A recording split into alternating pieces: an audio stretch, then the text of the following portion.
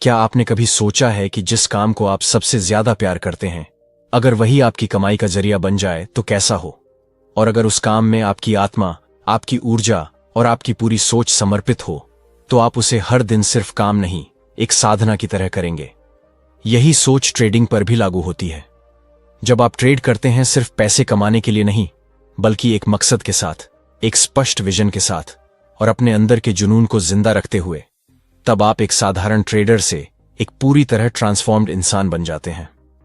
अध्याय 1, भाग 1, लेखक।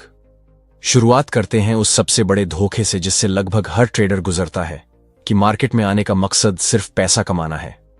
लेकिन जैसे ही आप सिर्फ पैसे के पीछे भागते हैं, वैसे ही आप डर, लालच, अस्थिरता और कंपैरिजन के शिकार हो जाते हैं। लेकिन अगर आप ट्रेडिंग को एक पैशन और पर्पस के साथ जोड़ते हैं, तो यह जर्नी एक जर्नी ऑफ सेल्फ मास्टरी बन जाती है। इस अध्याय का पहला विचार है, फाइंड योर वाई। आप क्यों ट्रेड करते हो? क्या सिर्फ EMI भरने के लिए? क्या दूसरों को दिखाने के लिए? या इसीलिए कि आप अंदर से इंस्पायर्ड हो उस कला को मास्टर करने के लिए? जिन लोगों का वाई मजबूत होता है, उनका हाउ अपने आप रास्ता खोज लेता है। लेखक कहते हैं कि पैशन सिर्फ एक्साइटमेंट नहीं होता। पैशन वो डीप सेंस ऑफ कनेक्शन होता है जो आपको कंसिस्टेंसी देता है। जब आप अपने वाई से जुड़ते हैं, तब डिसिप्लिन, पेशेंस और फोकस अपने आप पैदा होते हैं। अब बात करते हैं उस सबसे जरूरी एलिमेंट की जो पैशन को फायर में बदलता है, वो है क्लैरिटी। अगर आपको नहीं पता कि आप क्या करना चाहते हैं, किस स्ट्रैटेजी को फॉलो करना चाहते हैं, किस टाइम फ्रेम पर काम करना है, कितने कैपिटल से शुरुआत करनी है, तो पैशन एक भटकी हुई आग बन जाती है। लेखक इस क्लैरिटी को 3 भागों में बांटते हैं। 1, क्लैरिटी ऑफ विजन। मैं किस तरह का ट्रेडर बनना चाहता हूं। दूसरा, स्पष्टता, स्ट्रैटेजी। मैं किस सिस्टम या रूल बेस्ड मेथड को फॉलो करूंगा। तीसरा, क्लैरिटी ऑफ माइंड। क्या मेरा माइंडसेट हर रोज डिसिप्लिन से जुड़ा रहेगा या इमोशन से? यह क्लैरिटी आपको बचाती है उस बहाव से जो हर नए ट्रेडर को खींच लेता है। Over trading, jumping systems, news chasing and impulsive decisions. अब एक गहरी बात, पर्पस के बिना पैशन अधूरा होता है। पैशन आपको आग देता है, लेकिन पर्पस उसे दिशा देता है। पर्पस का मतलब सिर्फ कोई बड़ा विजन नहीं है। पर्पस का मतलब है आप हर दिन क्यों स्क्रीन के सामने बैठते हैं। आप कौन सी वैल्यू क्रिएट कर रहे हैं। क्या आप सिर्फ ट्रेंड पकड़ने की कोशिश कर रहे हैं या खुद को हर दिन थोड़ा बेहतर बना रहे हैं। अगर आपका गोल है फाइनेंशियल फ्रीडम, तो पर्पस यह होना चाहिए कि आप अपनी हैबिट्स को उस फ्रीडम के लायक बना रहे हैं। अब चलते हैं अगली रियल वर्ल्ड ट्रूथ की तरफ। पैशन अकेले काम नहीं करता, उसे चाहिए स्ट्रक्चर। स्ट्रक्चर का मतलब है एक ऐसा फ्रेमवर्क जिसमें आप रोज के काम, सोच, तैयारी और एग्जीक्यूशन को डिसिप्लिन से दोहराएं। लेखक कहते हैं कि अगर पैशन एक जंगली घोड़ा है, तो स्ट्रक्चर एक सवार है जो उस घोड़े की ताकत को सही दिशा में चलाता है। स्ट्रक्चर का एक बेसिक फ्रेमवर्क कुछ ऐसा हो सकता है। रोज सुबह 15 मिनट ट्रेडिंग जर्नल पढ़ना, हर ट्रेड से पहले 3 पॉइंट चेकलिस्ट फॉलो करना, हर लॉस के बाद मेंटल रीसेट करना, हर वीकेंड पर अपनी स्ट्रैटेजी को बैक टेस्ट करना। ये सारी चीजें बोरिंग लग सकती हैं, लेकिन यही वो साधना है जो एक पैशनेट लेकिन गुमराह ट्रेडर को एक फोकस्ड और कंसिस्टेंट ट्रेडर में बदल देती है। अब बात करते हैं उस सबसे बड़ी लड़ाई की जो पैशनेट ट्रेडर्स के अंदर चलती है, और वो है ईगो वर्सेस पर्पस। जब आप कई बार जीतते हो तो ईगो विस्पर करता है, तू अनबीटेबल है। और जब आप हारते हो तो वही ईगो कहता है, तेरे अंदर कुछ नहीं है। लेकिन पर्पस आपको ग्राउंड पर लाता है। पर्पस कहता है, मैं यहां सीखने आया हूं, जीतने नहीं। पर्पस कहता है, हर हार मुझे बेहतर बना रही है। पर्पस कहता है, मैं चार्ट्स को ऑब्जर्व करता हूं, कंट्रोल नहीं करता। जब आप ईगो से ऑपरेट करते हो तो आप अपनी आइडेंटिटी बचाने की कोशिश करते हो, लेकिन जब आप पर्पस से ऑपरेट करते हो तो आप अपनी क्षमता को विस्तार करते हो। लेखक बार बार जोर देते हैं कि ट्रेडिंग एक यात्रा है आत्म जागरूकता की, ना कि सिर्फ आत्म लाभ की। और जब ये बात दिल में उतर जाती है, तब आप ट्रेंड को पकड़ने की जगह खुद को पकड़ना शुरू कर देते हैं। यह अध्याय यहीं पर नहीं रुकता, इसमें एक अंतिम एलिमेंट भी है, और वो है बिलीफ सिस्टम। आप जो भी सोचते हो वो आपकी ट्रेडिंग को डायरेक्ट करता है। अगर आप मानते हो कि मार्केट अनप्रेडिक्टेबल है, तो आपका बिहेवियर डिफेंसिव रहेगा। अगर आप मानते हो कि मार्केट एक टीचर है तो आप हर सिग्नल को क्यूरियोसिटी से देखोगे। इसीलिए हर पैशनेट ट्रेडर को अपने बिलीफ सिस्टम का डीप ऑडिट करना चाहिए। क्या मैं ट्रेडिंग को स्ट्रगल मानता हूं या अपॉर्चुनिटी? क्या मैं खुद को कैपेबल मानता हूं या लकी, अनलकी? क्या मैं सिस्टम पर ट्रस्ट करता हूं या हर बार कुछ नया ट्राई करता हूं? आपका पैशन तभी ताकत बनेगा जब वो सही बिलीफ के साथ जुड़ा होगा। अध्याय 1, भाग 2। अब हम बात करते हैं उस सबसे सूक्ष्म लेकिन सबसे निर्णायक तत्व की, एनर्जी। आपकी एनर्जी ही आपकी ट्रेडिंग क्वालिटी तय करती है। अगर आप चार्ट्स के सामने बैठे हैं लेकिन आपका मन कहीं और है, अगर आप फिजिकली तो स्क्रीन पर हैं लेकिन मेंटली स्कैटर्ड हो, तो मार्केट आपको नहीं दिखेगा। आपको सिर्फ कैंडल्स दिखेंगी, पैटर्न्स दिखेंगे, लेकिन क्लैरिटी नहीं मिलेगी। पैशन वही होता है जहां एनर्जी और अटेंशन दोनों अलाइंड होते हैं। लेखक कहते हैं कि हर ट्रेडर को अपने एनर्जी साइकिल को समझना चाहिए। किस वक्त आप सबसे अलर्ट रहते हो? कब आपकी डिसीजन मेकिंग पीक पर होती है? किस टाइम में आप थक जाते हो और इंपल्सिव डिसीजंस लेते हो? आपका परफॉर्मेंस इस बात पर डिपेंड नहीं करता कि आप कितने घंटे चार्ट्स देखते हो, बल्कि इस पर करता है कि आप अपने पीक एनर्जी जोन में कितने फोकस ट्रेड्स लेते हो। अब बात करते हैं उस इल्यूजन की जो बहुत सारे पैशनेट ट्रेडर्स को नुकसान देती है, ओवर कमिटमेंट। पैशन का मतलब ये नहीं कि आप हर समय मार्केट में रहें। पैशन का मतलब है जब आप वहां हों तो पूरी प्रेजेंस के साथ हों। ओवर कमिटमेंट आपको बर्नआउट की तरफ ले जाता है, और बर्नआउट के बाद आता है कंफ्यूजन, फिर आता है फ्रस्ट्रेशन, फिर आता है रिवेंज ट्रेडिंग। इसीलिए पैशन को सस्टेनेबल बनाना जरूरी है। इसके लिए चाहिए rest, reflection and rhythm. Her passionate professional अपने परफॉर्मेंस के बीच में पॉज जरूर रखता है। म्यूजिक में भी अगर पॉज ना हो तो वो शोर बन जाता है। उसी तरह अगर आपकी ट्रेडिंग में सेल्फ चेक नहीं है तो आपकी क्लैरिटी नॉइज में डूब जाएगी। अब चलते हैं एक ऐसे कॉन्सेप्ट की तरफ जो शायद सबसे अंडररेटेड है, जॉय। लेखक कहते हैं कि अगर आपकी ट्रेडिंग में जॉय नहीं है तो वो जल्द ही स्ट्रेस में बदल जाएगी। जॉय का मतलब सिर्फ विनिंग ट्रेड से खुश होना नहीं है। जॉय का मतलब है प्रोसेस में आनंद लेना।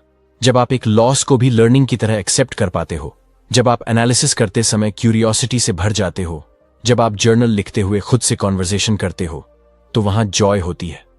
जॉय लॉन्ग टर्म कंसिस्टेंसी की फ्यूल है। पैशन और पर्पस तभी मीनिंगफुल बनते हैं जब आप हर दिन कुछ नया सीखने की उत्सुकता के साथ चार्ट्स को खोलते हो। अब बात करते हैं अलाइनमेंट की। पैशन में एनर्जी है, पर्पस में डायरेक्शन है, लेकिन इन दोनों को साथ लेकर चलने के लिए चाहिए अलाइनमेंट। अलाइनमेंट तब होता है जब आपका टाइम मैनेजमेंट आपकी ट्रेडिंग के अनुकूल हो, आपके पर्सनल गोल्स और फाइनेंशियल गोल्स एक दूसरे को सपोर्ट करते हो।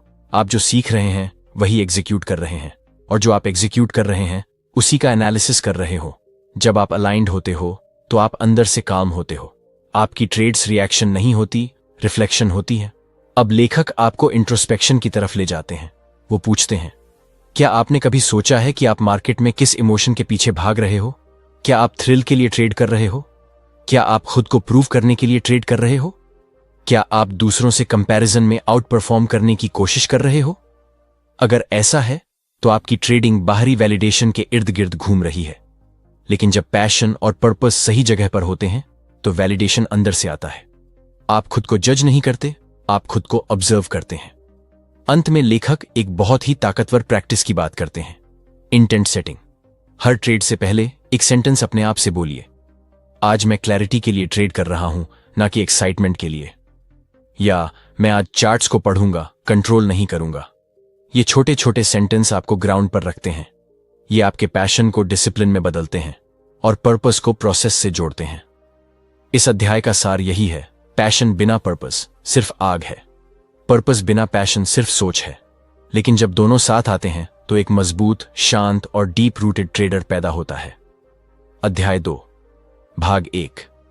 अब जब हमने पैशन और पर्पस के मेल से पैदा होने वाली एनर्जी और क्लैरिटी को समझ लिया, तो अगला लॉजिकल स्टेप है उस माइंडसेट को गहराई से एक्सप्लोर करना जो एक ट्रेडर को एवरेज से एक्स्ट्रॉर्डिनरी बनाता है।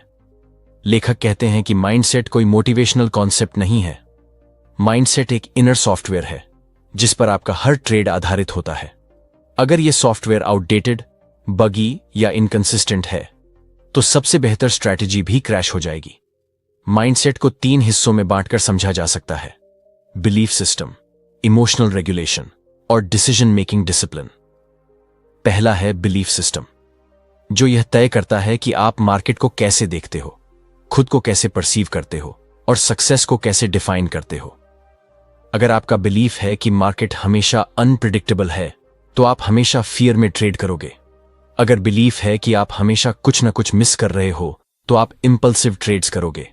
लेकिन अगर आपका बिलीफ ये है कि मार्केट अनंत अवसर देता है, लेकिन मैं सिर्फ हाई क्वालिटी सेटअप्स पर एक्ट करता हूं, तो ये विश्वास आपको शांत रखेगा, आत्मविश्वासी बनाएगा और ओवर ट्रेडिंग से बचाएगा। बिलीफ सिस्टम को चेंज करना आसान नहीं होता, लेकिन उसे डेली एफर्मेशंस और जर्नलिंग के जरिए रीराइट किया जा सकता है। जैसे, मैं ट्रेड्स के लिए नहीं दौड़ता, मैं उन्हें प्रतीक्षा करता हूं, या हार नहीं फीडबैक, न ही असफलता। अब आता है दूसरा भाग, इमोशनल रेगुलेशन। बहुत से लोग सोचते हैं कि इमोशंस को दबाना ही कंट्रोल करना है, लेकिन लेखक कहते हैं कि इमोशंस को ऑब्जर्व करना ही असली कंट्रोल है। हर बार जब आप एक गलत ट्रेड लेते हो, तो पीछे कोई ना कोई भावनात्मक रीजन होता है: बोर्डम, रिवेंज, ओवर कॉन्फिडेंस या एंग्जाइटी। इमोशन को समझने का सबसे आसान तरीका है पॉज लेना। हर डिसीजन से पहले 5 सेकंड का पॉज आपको इमोशनल ब्रेन से लॉजिकल ब्रेन की तरफ शिफ्ट कर देता है। आपका माइंड एक मसल है। अगर आप उसे हर बार इमोशन के मोमेंट में शांत रहना सिखाते हो, तो वो धीरे धीरे उसी तरह रिएक्ट करेगा जैसे आपने उसे ट्रेन किया है। तीसरा भाग है डिसीजन मेकिंग डिसिप्लिन। इसका मतलब है, क्या आप हर बार अपने ट्रेड को डिफाइंड रिस्क के साथ एग्जीक्यूट करते हो? क्या आपने एंट्री एग्जिट की क्लैरिटी पहले से तय की होती है? क्या आप लॉसेस के बाद रिवेंज नहीं करते? और सबसे जरूरी, क्या आप बोर्डम में ट्रेड नहीं करते? ये डिसिप्लिन तब पैदा होता है जब आप ट्रेडिंग को एक इमोशनल आउटलेट नहीं, बल्कि एक स्ट्रक्चर्ड प्रैक्टिस मानते हो। लेखक यहां एक बहुत ही शार्प कंपैरिजन करते हैं। एक डॉक्टर सर्जरी करता है जब पेशेंट को जरूरत होती है, न कि जब डॉक्टर बोर हो रहा हो। उसी तरह एक ट्रेडर को भी तभी ट्रेड करना चाहिए जब सेटअप हो, न कि जब मन हो। माइंडसेट मास्टरी में अगला स्टेप है डिटैचमेंट। डिटैचमेंट का मतलब है आउटकम से जुड़ाव खत्म करना, लेकिन प्रोसेस से कमिटमेंट बनाए रखना। जब आप हर बार जीतने की कोशिश करते हो, तो लॉस आपको तोड़ देता है, लेकिन जब आप हर बार सही प्रोसेस फॉलो करने की कोशिश करते हो, तो लॉस आपको मजबूत बना देता है। डिटैचमेंट आपको फ्री करता है फियर से, ग्रीड से और ईगो से। अब बात करते हैं उस गहरे डर की जो हर ट्रेडर के अंदर होता है, नॉट बीइंग इनफ।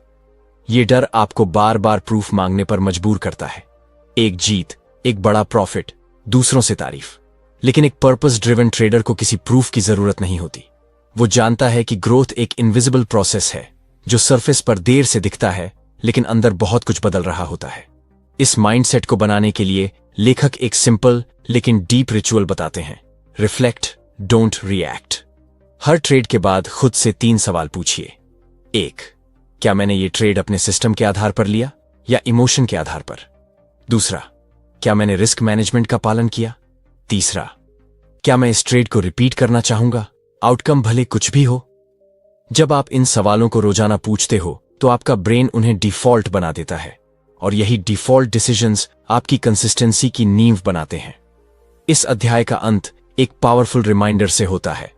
आपका अल्टीमेट एज स्ट्रैटेजी नहीं है, इंडिकेटर्स नहीं है, या किसी गुरु की टिप्स नहीं है। आपका असली एज है आपका माइंडसेट। और ये माइंडसेट रोज छोटी छोटी जीतों, हारों और इंट्रोस्पेक्शन से गढ़ा जाता है। ट्रेडिंग का गेम चार्ट्स पर नहीं, कॉन्शियसनेस में खेला जाता है। अध्याय 2, भाग 2। अब जब आपने ये समझ लिया कि आपका असली एज आपका माइंडसेट है और कोई मैजिक इंडिकेटर नहीं, तो अब वक्त है उस सबसे कठिन लेकिन सबसे जरूरी स्किल को डेवलप करने का, जिसे कहते हैं सेल्फ अवेयरनेस।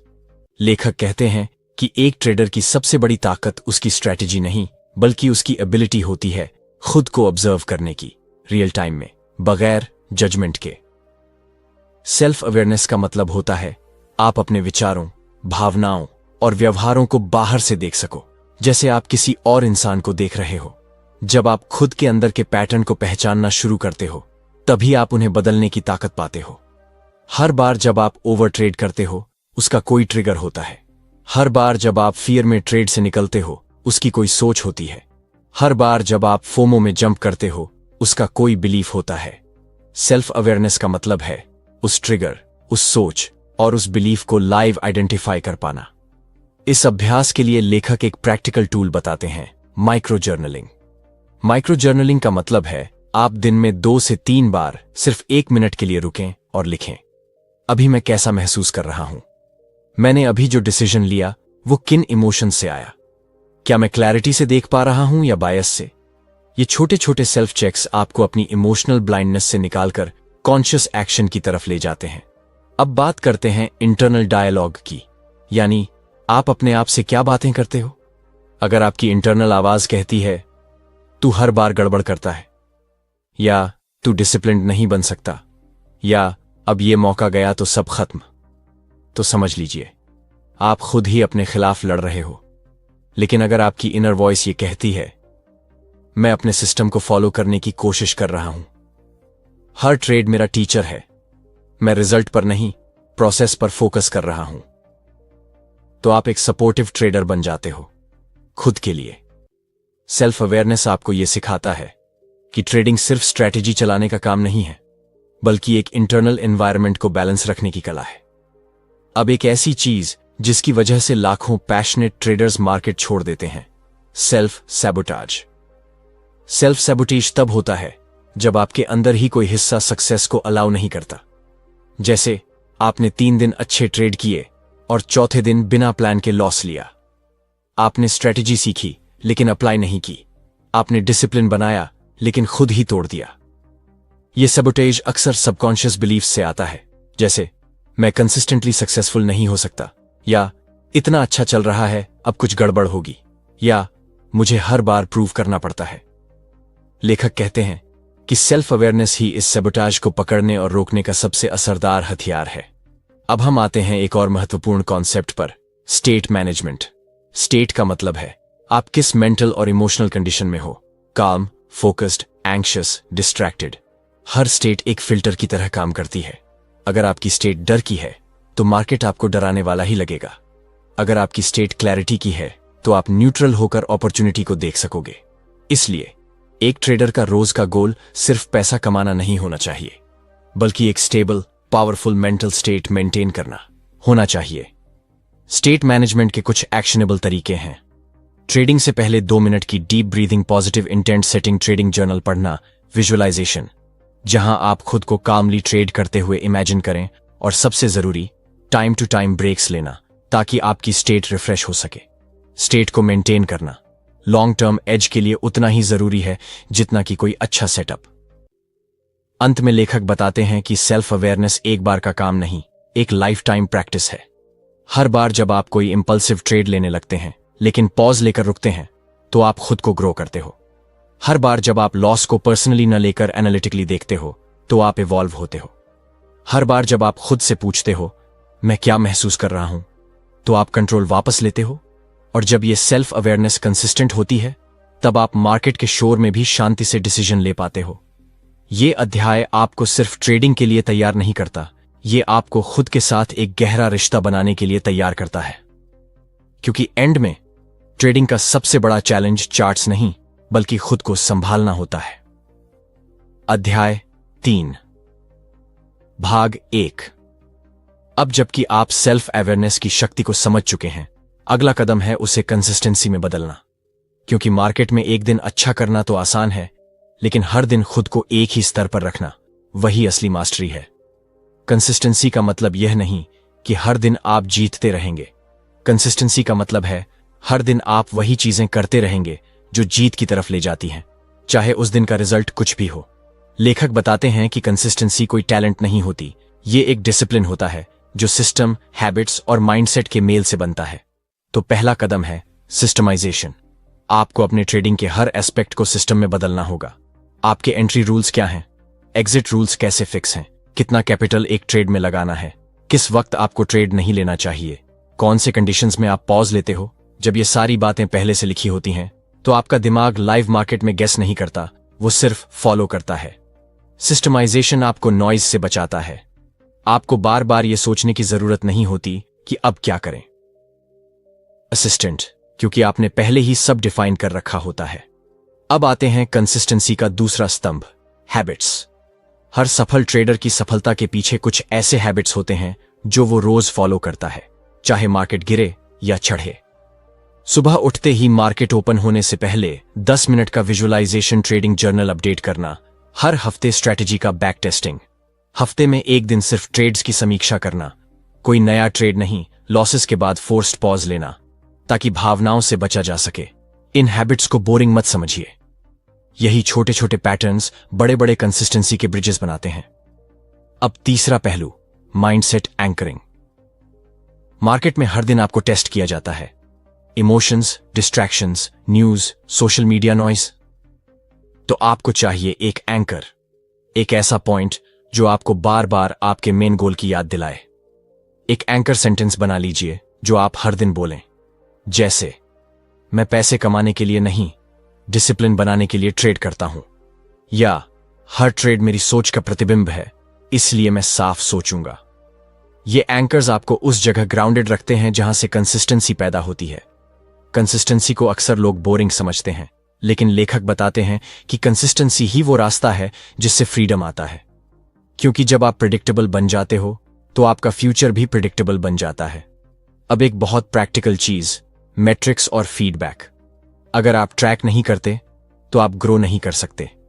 हर हफ्ते खुद से पूछिए, कितने ट्रेंड्स में मैंने रूल बेस्ड एंट्री ली, कितने टाइम मैंने रिस्क मैनेजमेंट तोड़ा, कौन से दिन मैंने इमोशंस के कारण इंपल्सिव डिसीजन लिया, किस ट्रेड से मुझे सबसे ज्यादा क्लैरिटी मिली। इस फीडबैक को आप स्प्रेडशीट, नोटबुक या एक डेडिकेटेड ऐप में लिख सकते हैं।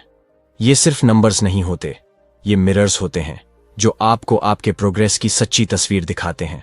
अब बात आती है कंसिस्टेंसी में सबसे बड़ी बाधा की, डिस्ट्रैक्शंस।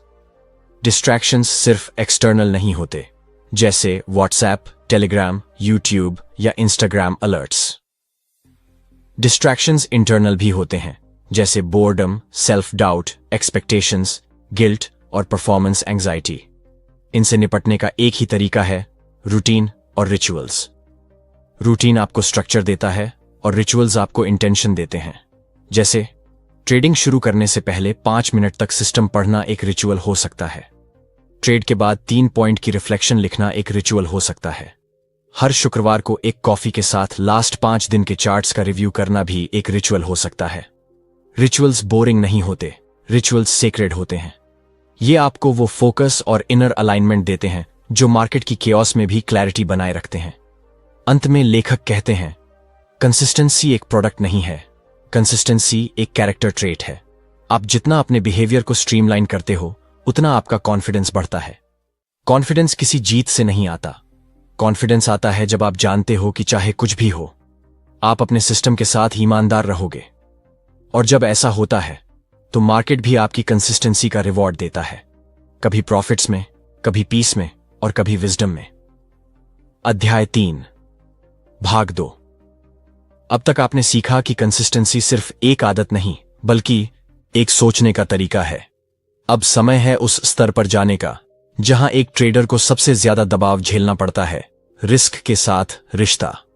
लेखक यहां एक कड़वा सच कहते हैं, ज्यादातर लोग पैसा कमाने नहीं, नुकसान से बचने के लिए ट्रेड करते हैं, और यही माइंडसेट उन्हें हार का शिकार बना देता है।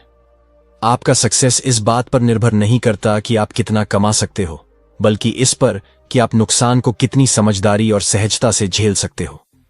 मार्केट एक ऐसा खेल है जिसमें हर दिन अनसर्टेनिटी होती है।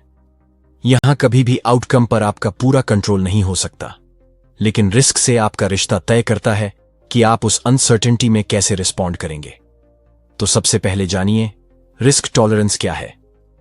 रिस्क टॉलरेंस का मतलब है आप अपने मेंटल और फाइनेंशियल जोन के भीतर कितनी अस्थिरता को झेल सकते हैं बगैर टूटे या इंपल्सिव हुए। हर व्यक्ति का रिस्क थ्रेशोल्ड अलग होता है। कोई एक ही लॉस में घबरा जाता है, कोई कई लॉसेस के बाद भी शांत रहता है।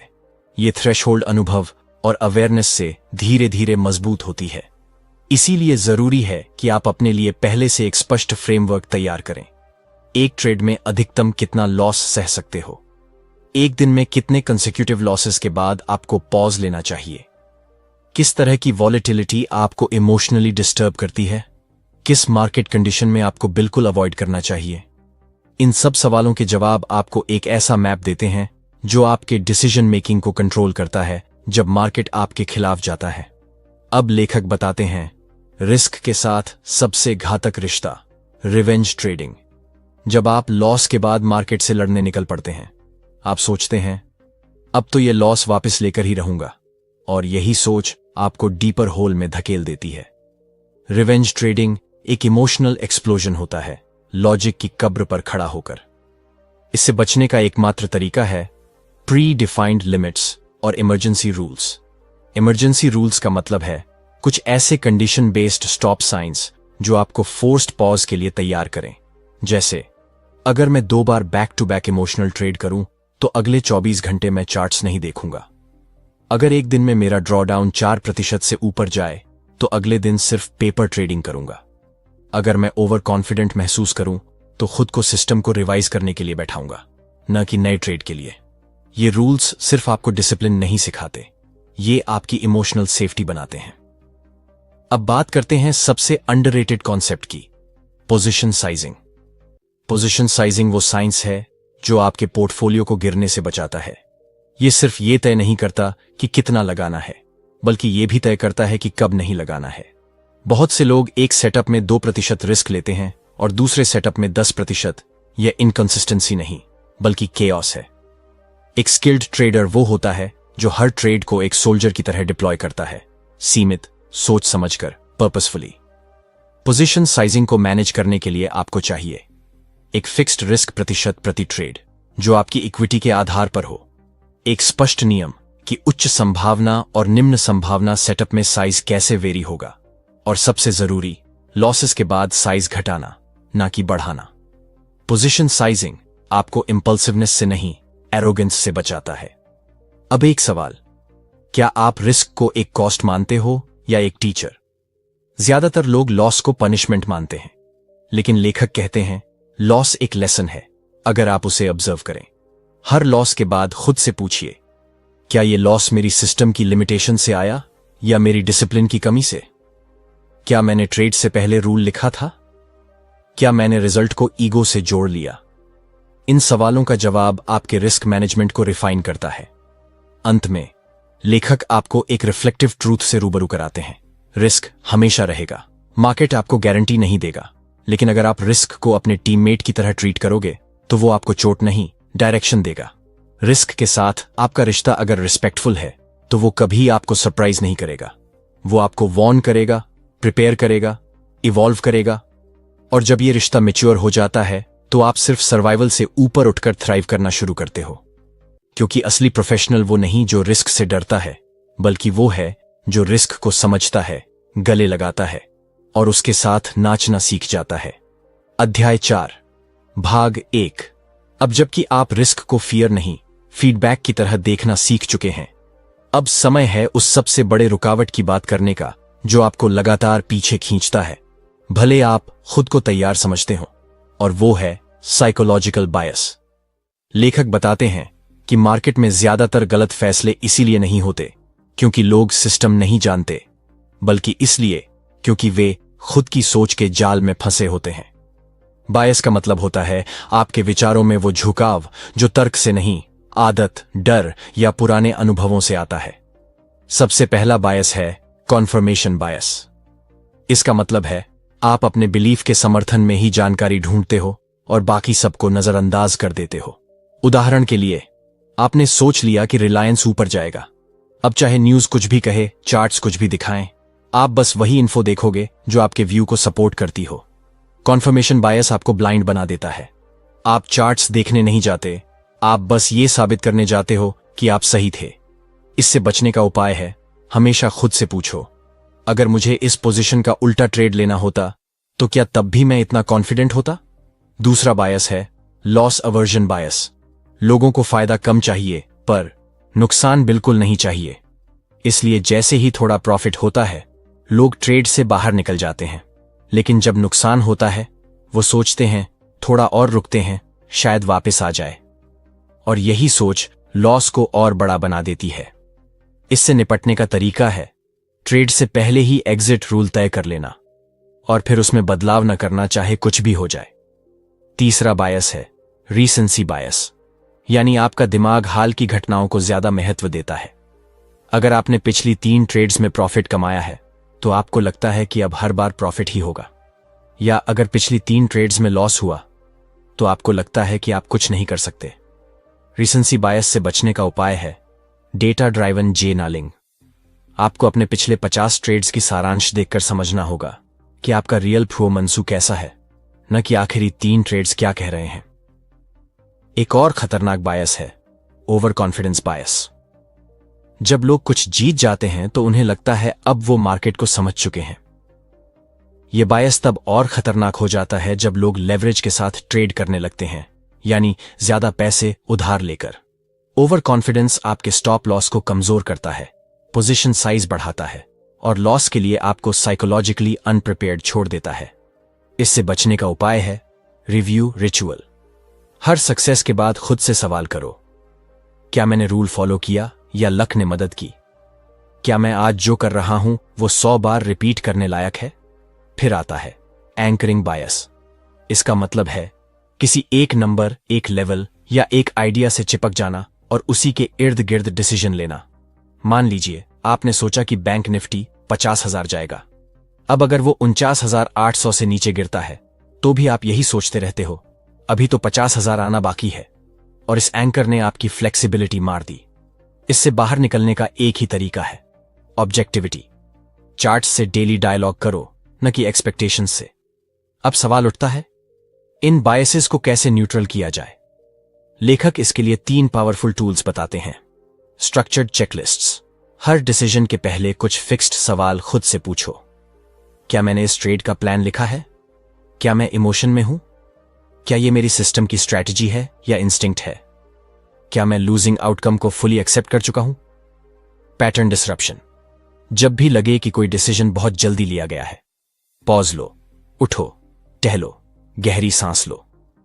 Breaking the flow, breaking the bias. Accountability system.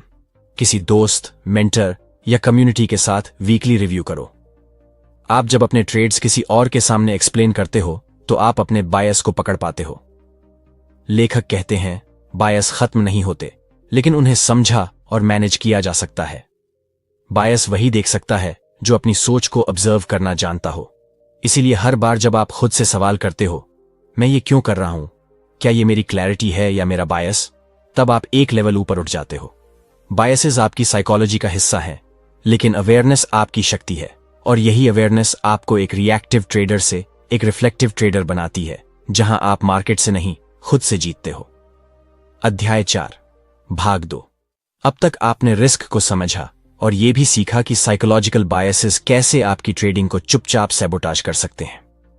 लेकिन अब हम उस इनर कोर तक पहुंचते हैं जहां से आपकी ट्रेडिंग की असली क्वालिटी तय होती है, और वो है बिलीफ सिस्टम।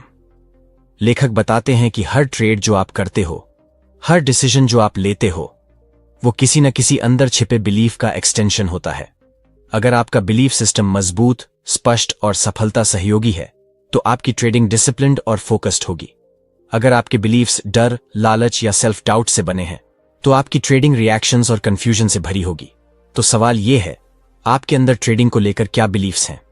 कुछ ट्रेडर्स के अंदर ये बिलीफ होते हैं, पैसा मुश्किल से मिलता है, market is a fight and I have to win, हर लॉस मेरी वर्थ को कम कर देता है, सक्सेस सिर्फ लकी लोगों के लिए होती है। अब सोचिए, अगर ऐसे बिलीफ्स आपके अंदर गहराई से छिपे हैं तो आप कैसे स्टेबिलिटी, पेशेंस और रैशनल माइंडसेट डेवलप कर सकते हो।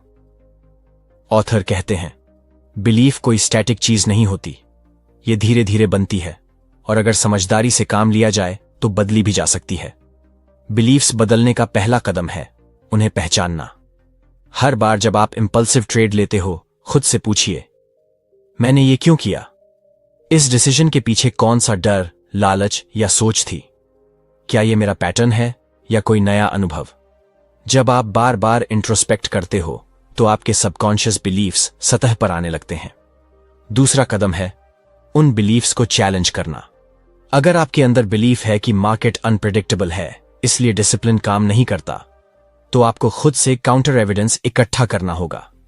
कितनी बार आपने डिसिप्लिन फॉलो करके प्रॉफिट किया, कितनी बार आपने इंपल्सिव होकर लॉस किया। जब आप इमोशनली न्यूट्रल डेटा देखोगे तो गलत बिलीफ धीरे धीरे वीक हो जाएगा। तीसरा कदम है न्यू बिलीफ बनाना और उसे रोज दोहराना। ऑथर बताते हैं कि आपका दिमाग रेपिटेशन और इमोशनल इंटेंसिटी के जरिए बिलीफ को एक्सेप्ट करता है। तो आप डेली एफर्मेशंस और विजुअलाइजेशन के जरिए नए बिलीफ्स इम्प्लांट कर सकते हैं। मैं एक प्रक्रिया संचालित ट्रेडर हूं। Every trade is a lesson, not a judgement. I deserve to win and I'm willing to follow the path with discipline. Losses are tuition, not trauma. In affirmations को खाली पढ़ो मत, उन्हें महसूस करो। जब आप उन्हें बोलते हो तो विजुअलाइज करो कि आप उस बिलीफ को जी भी रहे हो। अब बात करते हैं एक खास बिलीफ की, सेल्फ इमेज। सेल्फ इमेज वो इंटरनल आइडेंटिटी होती है जो आप खुद को देते हो। अगर आपकी सेल्फ इमेज है, मैं एक बिगिनर हूं, मैं हमेशा गलती करता हूं, तो आप हर बार ट्रेड में उस आइडेंटिटी को ही रीइंफोर्स करोगे। चाहे स्ट्रैटेजी सही हो, रिजल्ट ठीक हो, आप खुद को सैबोटाज कर लोगे, क्योंकि आपका अनकॉन्शियस दिमाग कहता है तू अभी प्रो नहीं बना है, ये सक्सेस तुझे सूट नहीं करती। इसलिए जरूरी है कि आप कॉन्शियसली एक नई सेल्फ इमेज बनाएं। मैं एक इवॉल्विंग डेडिकेटेड ट्रेडर हूं, मैं सीखता हूं और धीरे धीरे मास्टर बनता हूं। मैं खुद पर भरोसा करता हूं, चाहे मार्केट कुछ भी दिखाए। ऑथर कहते हैं जब आप अपनी आइडेंटिटी बदलते हो तभी असली ट्रांसफॉर्मेशन शुरू होता है। बिलीफ और बिहेवियर का रिश्ता गहरा होता है। आपका माइंड उस बिहेवियर को ही बार बार रिपीट करता है जो आपके बिलीफ सिस्टम से मैच करता हो। इसलिए बिहेवियर बदलने से पहले बिलीफ को बदलो और बिलीफ बदलने से पहले अवेयरनेस लाओ। अब ऑथर एक और डीप कंसेप्ट बताते हैं, डिजर्विंगनेस। ये उस भाव का नाम है जो आपके अंदर कहता है कि क्या मैं सच में सक्सेस के लायक हूं। बहुत से लोग स्ट्रैटेजी, कैपिटल और टाइम इन्वेस्ट करते हैं, लेकिन अंदर से खुद को सक्सेस के लायक नहीं मानते। वो सोचते हैं शायद मैं कंसिस्टेंट नहीं बन सकता, मैं जितना ट्राई करता हूं उतना फेल होता हूं, सक्सेसफुल लोग कोई और होते हैं। यह बिलीफ दिखने में छोटा है, लेकिन यह आपकी सारी ग्रोथ को सैबोटाज कर देता है। इससे बाहर निकलने का एकमात्र रास्ता है माइक्रो विन्स पर फोकस करना। हर दिन, हर हफ्ते अपने खुद के छोटे इंप्रूवमेंट्स को पहचानो और सेलिब्रेट करो। मैंने आज ओवर ट्रेड नहीं किया, मैंने अपने रूल्स को फॉलो किया, चाहे ट्रेड जीता या हारा। मैंने एक डिस्ट्रैक्शन को रेजिस्ट किया। हर बार जब आप खुद को अफर्म करते हो, आप अपने अंदर की डिजर्विंगनेस को रीइंफोर्स करते हो। ऑथर का आखिरी मैसेज इस चैप्टर में यह है, बिलीफ सिस्टम वही फाउंडेशन है जिस पर हर ट्रेडिंग स्किल टिकी होती है। अगर वो फाउंडेशन कमजोर है तो सिस्टम, डिसिप्लिन और स्ट्रैटेजी सब हिलते रहते हैं। लेकिन अगर बिलीफ सिस्टम क्लियर, एम्पावरिंग और इंटेंशनल है तो आप सिर्फ एक ट्रेडर नहीं बनते, आप एक शांत, सेंटर्ड, कॉन्फिडेंट इंसान बनते हो। और शायद यही अल्टीमेट गोल है, एक ऐसा इंसान बनना जो केओस में भी क्लैरिटी से डिसीजन ले सके। क्योंकि ट्रेडिंग सिखाती है सिर्फ पैसे नहीं, बल्कि खुद को ऑब्जर्व करना, समझना और इवॉल्व करना। अध्याय 5, भाग 1। अब जबकि आपके बिलीफ सिस्टम ने एक मजबूत नींव बना दी है, अगली सीढ़ी है डिसिप्लिन का आर्किटेक्चर। ऑथर कहते हैं कि डिसिप्लिन कोई मजबूरी नहीं, बल्कि एक रणनीतिक फैसला है जो आपको केओस से क्लैरिटी की ओर ले जाता है। बहुत से ट्रेडर्स सोचते हैं कि डिसिप्लिन मतलब है सिर्फ रूल्स फॉलो करना, लेकिन लेखक बताते हैं कि डिसिप्लिन सिर्फ बाहरी स्ट्रक्चर नहीं, वो आंतरिक नेतृत्व है। डिसिप्लिन का असली मतलब होता है जब मन कुछ और करना चाहता है तब भी आप वही करते हो जो सही है। डिसिप्लिन आपको फ्रीडम देता है, क्योंकि जब आप अंदर से स्ट्रक्चर्ड होते हो तभी बाहर की वॉलेटिलिटी आपको हिला नहीं सकती। तो चलिए बात करते हैं कि डिसिप्लिन को कैसे हैबिट बनाया जाए, न कि बोझ। सबसे पहले है प्री ट्रेड रिचुअल्स। हर सफल ट्रेडर के पास कुछ रिचुअल्स होते हैं जो हर ट्रेड से पहले उसे सेंटर्ड और अलर्ट बनाते हैं। जैसे ट्रेडिंग शुरू करने से पहले 2 मिनट की डीप ब्रीदिंग, अपनी रिटन स्ट्रैटेजी पढ़ना, अपनी प्रीवियस मिस्टेक्स को स्कैन करना और सबसे जरूरी उस दिन के इमोशनल स्टेट को चेक करना, क्या मैं काम हूं या एंग्शियस। इन रिचुअल्स को छोटा रखो, लेकिन कंसिस्टेंट बनाओ। रिचुअल्स आपको इंटेंशन के साथ ट्रेड करने में मदद करते हैं, बस रैंडम क्लिक्स करने से बचाते हैं। दूसरा हिस्सा है रूल क्लैरिटी। डिसिप्लिन वहीं टिकता है जहां एम्बिग्विटी नहीं होती। कई लोग कहते हैं मैं ट्रेंड के साथ चलूंगा, पर ट्रेंड को कैसे पहचानना है वो डिफाइन नहीं करते। रिजल्ट कंफ्यूजन और फ्रस्ट्रेशन। तो आपके रूल्स क्रिस्टल क्लियर होने चाहिए। एंट्री तभी होगी जब प्राइस ईएमए के ऊपर हो, आरएसआई 55 से ज्यादा हो और वॉल्यूम स्पाइक दिखे। एग्जिट तभी होगा जब टारगेट हिट हो या प्राइस क्लोज अपने एंट्री पॉइंट से 1.5% नीचे हो। No trade zones, sideways market, major news event और gap up down days. Rules clarity आपकी साइकोलॉजी को स्टेबलाइज करता है। जब दिमाग में डाउट कम होता है तो डिसिप्लिन टिकता है। अब बात करते हैं डिसिप्लिन ब्रेक्स और उनका मैनेजमेंट। हर इंसान डिसिप्लिन तोड़ता है। फर्क बस इतना है कि कुछ लोग इसे इग्नोर करते हैं और कुछ लोग उससे सीखते हैं। ऑथर कहते हैं कि हर डिसिप्लिन ब्रेक एक मिरर होता है जिसमें आपको अपना वीक स्पॉट दिखता है। हर बार जब आप इंपल्सिव ट्रेड करते हो, ओवर ट्रेड करते हो या स्टॉप लॉस हटा देते हो, तो उसी वक्त खुद से पूछो, मैंने ये क्यों किया? मेरा ट्रिगर क्या था? Boredom, fear, over confidence? मैं अगली बार कैसे अवॉइड कर सकता हूं? इस ऑब्जर्वेशन के बिना कोई भी सिस्टम टिकता नहीं। अब आता है एक बहुत बड़ा एलिमेंट, डिलेड ग्रेटिफिकेशन। मार्केट हमेशा इमीडिएट रिवॉर्ड नहीं देता। कई बार आपको वेट करना होता है, बार बार सही सिग्नल के लिए पेशेंस रखना होता है। डिसिप्लिन वही इंसान रख सकता है जो इमीडिएट रिवॉर्ड से ऊपर उठकर लॉन्ग टर्म विजन देख सकता है। एक प्रोफेशनल ट्रेडर जानता है कि आज का एक अवॉइड किया गया बैड ट्रेड कल की कैपिटल को बचाता है। तो डिसिप्लिन को मजबूत करने का मतलब है अपने डोपामिन सिस्टम को रीवायर करना। अपना रिवॉर्ड सिस्टम बदलो, प्रॉफिट नहीं, डिसिप्लिन को ही रिवॉर्ड मानो। अब कुछ एक्शनेबल स्टेप्स जो डिसिप्लिन को डेली स्ट्रेंथन करते हैं। 1. Daily and of day journal. Her trade के बाद एक लाइन लिखो, मैंने आज अपना सिस्टम फॉलो किया या नहीं। बस ये एक लाइन आपकी अवेयरनेस को एक्टिव रखती है। 2. Accountability partner. हर हफ्ते किसी दोस्त या कम्युनिटी के साथ 15 मिनट का रिव्यू करो, जहां आप बताओ आपने कहां सिस्टम तोड़ा, कहां नहीं। 3. माइक्रो पेनल्टीज और माइक्रो रिवॉर्ड्स। अगर आपने सिस्टम तोड़ा तो अगले दिन सिर्फ पेपर ट्रेडिंग। अगर पूरा हफ्ता डिसिप्लिन रहा तो खुद को एक ट्रीट दो, पसंदीदा कॉफी, मूवी या कुछ और। ऑथर कहते हैं दिमाग रूल्स को नहीं, भावनाओं को ज्यादा याद रखता है। इसीलिए डिसिप्लिन को बोरिंग मत बनाओ, इसे इमोशनल बनाओ। डिसिप्लिन को एक पनिशमेंट की तरह मत देखो, इसे अपनी फ्रीडम का गेटवे समझो। क्योंकि असली ट्रेडिंग मास्टरी वहीं शुरू होती है जहां आप हर बार सिस्टम के साथ खड़े होते हो, चाहे प्रॉफिट हो या लॉस। डिसिप्लिन आपको मार्केट का राजा नहीं बनाता, लेकिन वो आपको मार्केट में जिंदा रहने वाला वॉरियर बना देता है। और जब आप रोज उस डिसिप्लिन को जीते हो तो आप सिर्फ एक अच्छे ट्रेडर नहीं बनते, आप एक ऐसा इंसान बनते हो जिसकी सोच, ऊर्जा और आत्मविश्वास हर फैसले में चमकता है। अध्याय 5, भाग 2। अब जब आपने डिसिप्लिन को सिर्फ एक आदत नहीं बल्कि एक माइंडसेट की तरह अपनाना शुरू कर दिया है, अब वक्त है उस स्किल की बात करने का जो आपकी ट्रेडिंग की नींव बनती है, लेकिन अक्सर सबसे ज्यादा नजरअंदाज की जाती है, ऑब्जर्वेशन पावर। ऑथर कहते हैं कि मार्केट कोई रहस्य नहीं है, वो हर दिन, हर सेकंड कुछ न कुछ सिखा रहा है। मुद्दा ये नहीं कि मार्केट आपको जानकारी नहीं देता, असली बात यह है कि आप कितनी इंटेंसिटी और न्यूट्रलिटी से उसे ऑब्जर्व करते हो। ऑब्जर्वेशन ट्रेडिंग में वो स्किल है जो ना सिर्फ आपको एंट्रीज और एग्जिट्स बेहतर करने में मदद करता है, बल्कि आपके खुद के अंदर चल रही साइकोलॉजिकल प्रोसेसेस को भी पकड़ने में मदद करता है। अब सवाल है, क्या आप सच में ऑब्जर्व कर रहे हैं या बस देख रहे हैं? देखना पैसिव है, ऑब्जर्व करना एक्टिव है, अटेंशन के साथ। ऑब्जर्वेशन को शार्प करने के लिए सबसे पहली जरूरत है डिस्ट्रैक्शन से दूरी। जब आप चार्ट्स देखते समय व्हाट्सएप, टेलीग्राम और न्यूज टैब्स बार बार खोल रहे होते हो तो आप फोकस नहीं करते, आप नॉइज के शिकार हो रहे होते हो। इसलिए सबसे पहला कदम है एक डिस्ट्रैक्शन फ्री ट्रेडिंग जोन बनाना, जहां सिर्फ आपके चार्ट्स, आपकी स्ट्रैटेजी और आपका दिमाग हो। दूसरी चीज है time based observation.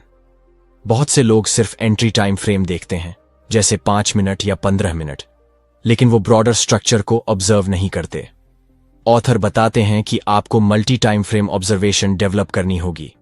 Higher time frame daily 4 घंटे से trend direction, mid time frame 1 घंटे 30 मिनट से structure clarity, entry time frame 5 minute 15 minute से प्रिसाइज एग्जीक्यूशन। जब आप इस तरह लेयर्स में ऑब्जर्व करते हो तो आप न सिर्फ प्राइस को समझते हो बल्कि प्राइस के पीछे के साइकोलॉजी को पकड़ते हो। अब बात करते हैं प्राइस बिहेवियर को ऑब्जर्व करने की। मार्केट में प्राइस सिर्फ ऊपर नीचे नहीं होता, वो बिहेव करता है, एक्सेलरेट करता है, स्टॉल करता है, रिजेक्ट करता है। एक ऑब्जर्वेंट ट्रेडर समझता है कि एक कैंडल की बॉडी साइज, विक लेंथ और वॉल्यूम स्पाइक क्या सिग्नल दे रहे हैं। उदाहरण, अगर कोई ब्रेकआउट कैंडल बड़ी है, हाई वॉल्यूम के साथ है और क्लोज नियर हाई पर है तो यह कन्विक्शन दिखाता है। वहीं अगर कैंडल लंबी विक के साथ बंद हो रही है और वॉल्यूम कम है तो यह एग्जॉस्शन हो सकता है। ऑब्जर्वेशन आपको इंडिकेटर से परे प्राइस की भाषा सिखाता है। अब एक और क्रिटिकल एस्पेक्ट, सेल्फ ऑब्जर्वेशन। हर बार जब आप कोई ट्रेड लेने वाले होते हो, अपने दिमाग से 2 सवाल पूछो। क्या मैं शांत हूं या मैं कुछ प्रूव करने की कोशिश कर रहा हूं? क्या यह ट्रेड मेरी स्ट्रैटेजी का हिस्सा है या मेरी करंट इमोशन का? जब आप अपने अंदर चल रही सोच को ऑब्जर्व करते हो तो आप इंपल्सिव डिसीजंस से खुद को रोक पाते हो। सेल्फ ऑब्जर्वेशन का मतलब है खुद के रिएक्शंस को एक आउटसाइडर की तरह देखना। अब चलते हैं ऑब्जर्वेशन को बेहतर बनाने वाले कुछ अभ्यासों की ओर। 1. Silent chart practice. हर दिन 15 मिनट चार्ट को बिना किसी इंडिकेटर्स के देखो। सिर्फ प्राइस, वॉल्यूम और कैंडल्स। ऑब्जर्व करो कि कैसे प्राइस सपोर्ट रेजिस्टेंस पर बिहेव करता है, कैसे ब्रेकआउट्स बनते हैं, कैसे ट्रैप्स होते हैं। 2. Pattern recognition journaling. हर बार जब आप कोई रिकॉग्नाइजेबल पैटर्न देखते हो, उसे चार्ट शॉट के साथ जर्नल करो। फिर देखो कि क्या वो पैटर्न हर बार वैसा ही बिहेव करता है या उसमें सटल वेरिएशंस होते हैं। 3. Daily emotional snapshot. दिन खत्म होने के बाद लिखो, आज के दौरान मेरी स्ट्रॉन्गेस्ट इमोशन क्या थी? क्या वो इमोशन ने मेरी ट्रेडिंग पर असर डाला? क्या मैंने उसे सोच समझ कर देखा? ये अभ्यास आपको एक ऑब्जर्वेंट माइंड डेवलप करने में मदद करेंगे, जो हर मूव के पीछे की साइकोलॉजी को महसूस कर सके। ऑथर कहते हैं, मार्केट में सबसे अच्छा ट्रेडर वो नहीं होता जो सबसे ज्यादा ट्रेड्स करता है, बल्कि वो होता है जो सबसे गहराई से ऑब्जर्व करता है। ऑब्जर्वेशन आपको नॉइज से दूर करता है और सिग्नल के करीब लाता है। ऑब्जर्वेशन आपको इल्यूजन से निकालता है और रियलिटी से जोड़ता है। और सबसे बढ़कर ऑब्जर्वेशन आपको खुद से मिलवाता है, क्योंकि जब आप मार्केट की हर डिटेल को नॉट जस्ट देखना बल्कि समझना शुरू करते हो, तब आप रिएक्शंस से बाहर निकलकर रिस्पॉन्सेज में जीना शुरू करते हो। और वहीं से शुरू होता है असली ट्रांसफॉर्मेशन, एक रिएक्टिव ट्रेडर से एक रिस्पॉन्सिव परफॉर्मर बनने की यात्रा। अध्याय 6, भाग 1। अब जब आपकी ऑब्जर्वेशन शार्पन हो चुकी है, अब बारी है उस कौशल की जो ट्रेडिंग को सिर्फ एक एक्टिविटी नहीं बल्कि एक प्रक्रिया में बदल देती है, और वो है प्लानिंग। लेखक बताते हैं कि प्लानिंग के बिना ट्रेडिंग करना वैसा ही है जैसे बिना नक्शे के जंगल में निकल जाना। कहीं पहुंचना है लेकिन रास्ता ही नहीं मालूम। मार्केट की हर अनप्रिडिक्टेबिलिटी के पीछे अगर कोई चीज आपको स्थिर रखती है तो वो है आपका प्लान। लेकिन प्लानिंग का मतलब सिर्फ एंट्री और एग्जिट तय करना नहीं होता। प्लानिंग का मतलब है हर एस्पेक्ट के लिए प्री डिसाइडेड रिस्पॉन्सेस तैयार करना। तो आइए समझते हैं कि एक पूर्ण ट्रेडिंग प्लान कैसा होता है और इसे कैसे बनाया जाता है। सबसे पहला स्टेप है मार्केट कंडीशन असेसमेंट। हर दिन ट्रेड शुरू करने से पहले यह तय करना जरूरी है कि मार्केट किस मूड में है। क्या वो ट्रेंडिंग है? क्या वो रेंज बाउंड है? क्या वो किसी मेजर न्यूज से पहले सस्पेंस में है? लेखक कहते हैं, हर स्ट्रैटेजी हर कंडीशन में काम नहीं करती, इसलिए सबसे पहले आपको यह क्लैरिटी चाहिए कि आज कौन सी स्ट्रैटेजी लागू हो सकती है और कौन सी अवॉइड करनी है। इसके लिए आप ये 3 सवाल खुद से पूछ सकते हैं। आज की मार्केट स्ट्रक्चर क्या है? क्या आज कोई बड़ी खबर आने वाली है? आज का ग्लोबल सेंटिमेंट कैसा है? SGX निफ्टी, डाउ फ्यूचर्स आदि। दूसरा स्टेप है इंस्ट्रूमेंट सिलेक्शन। हर ट्रेडर को एक ही समय में सैकड़ों स्टॉक्स स्कैन करने की जरूरत नहीं होती।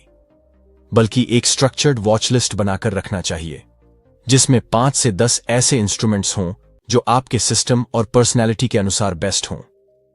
इन स्टॉक्स या इंडाइसिस को फिल्टर करने के लिए आप कुछ फिक्स्ड क्राइटेरिया रख सकते हैं: हाई वॉल्यूम रीसेंट ब्रेकआउट और breakdown, news based momentum, strong relative strength और वीकनेस।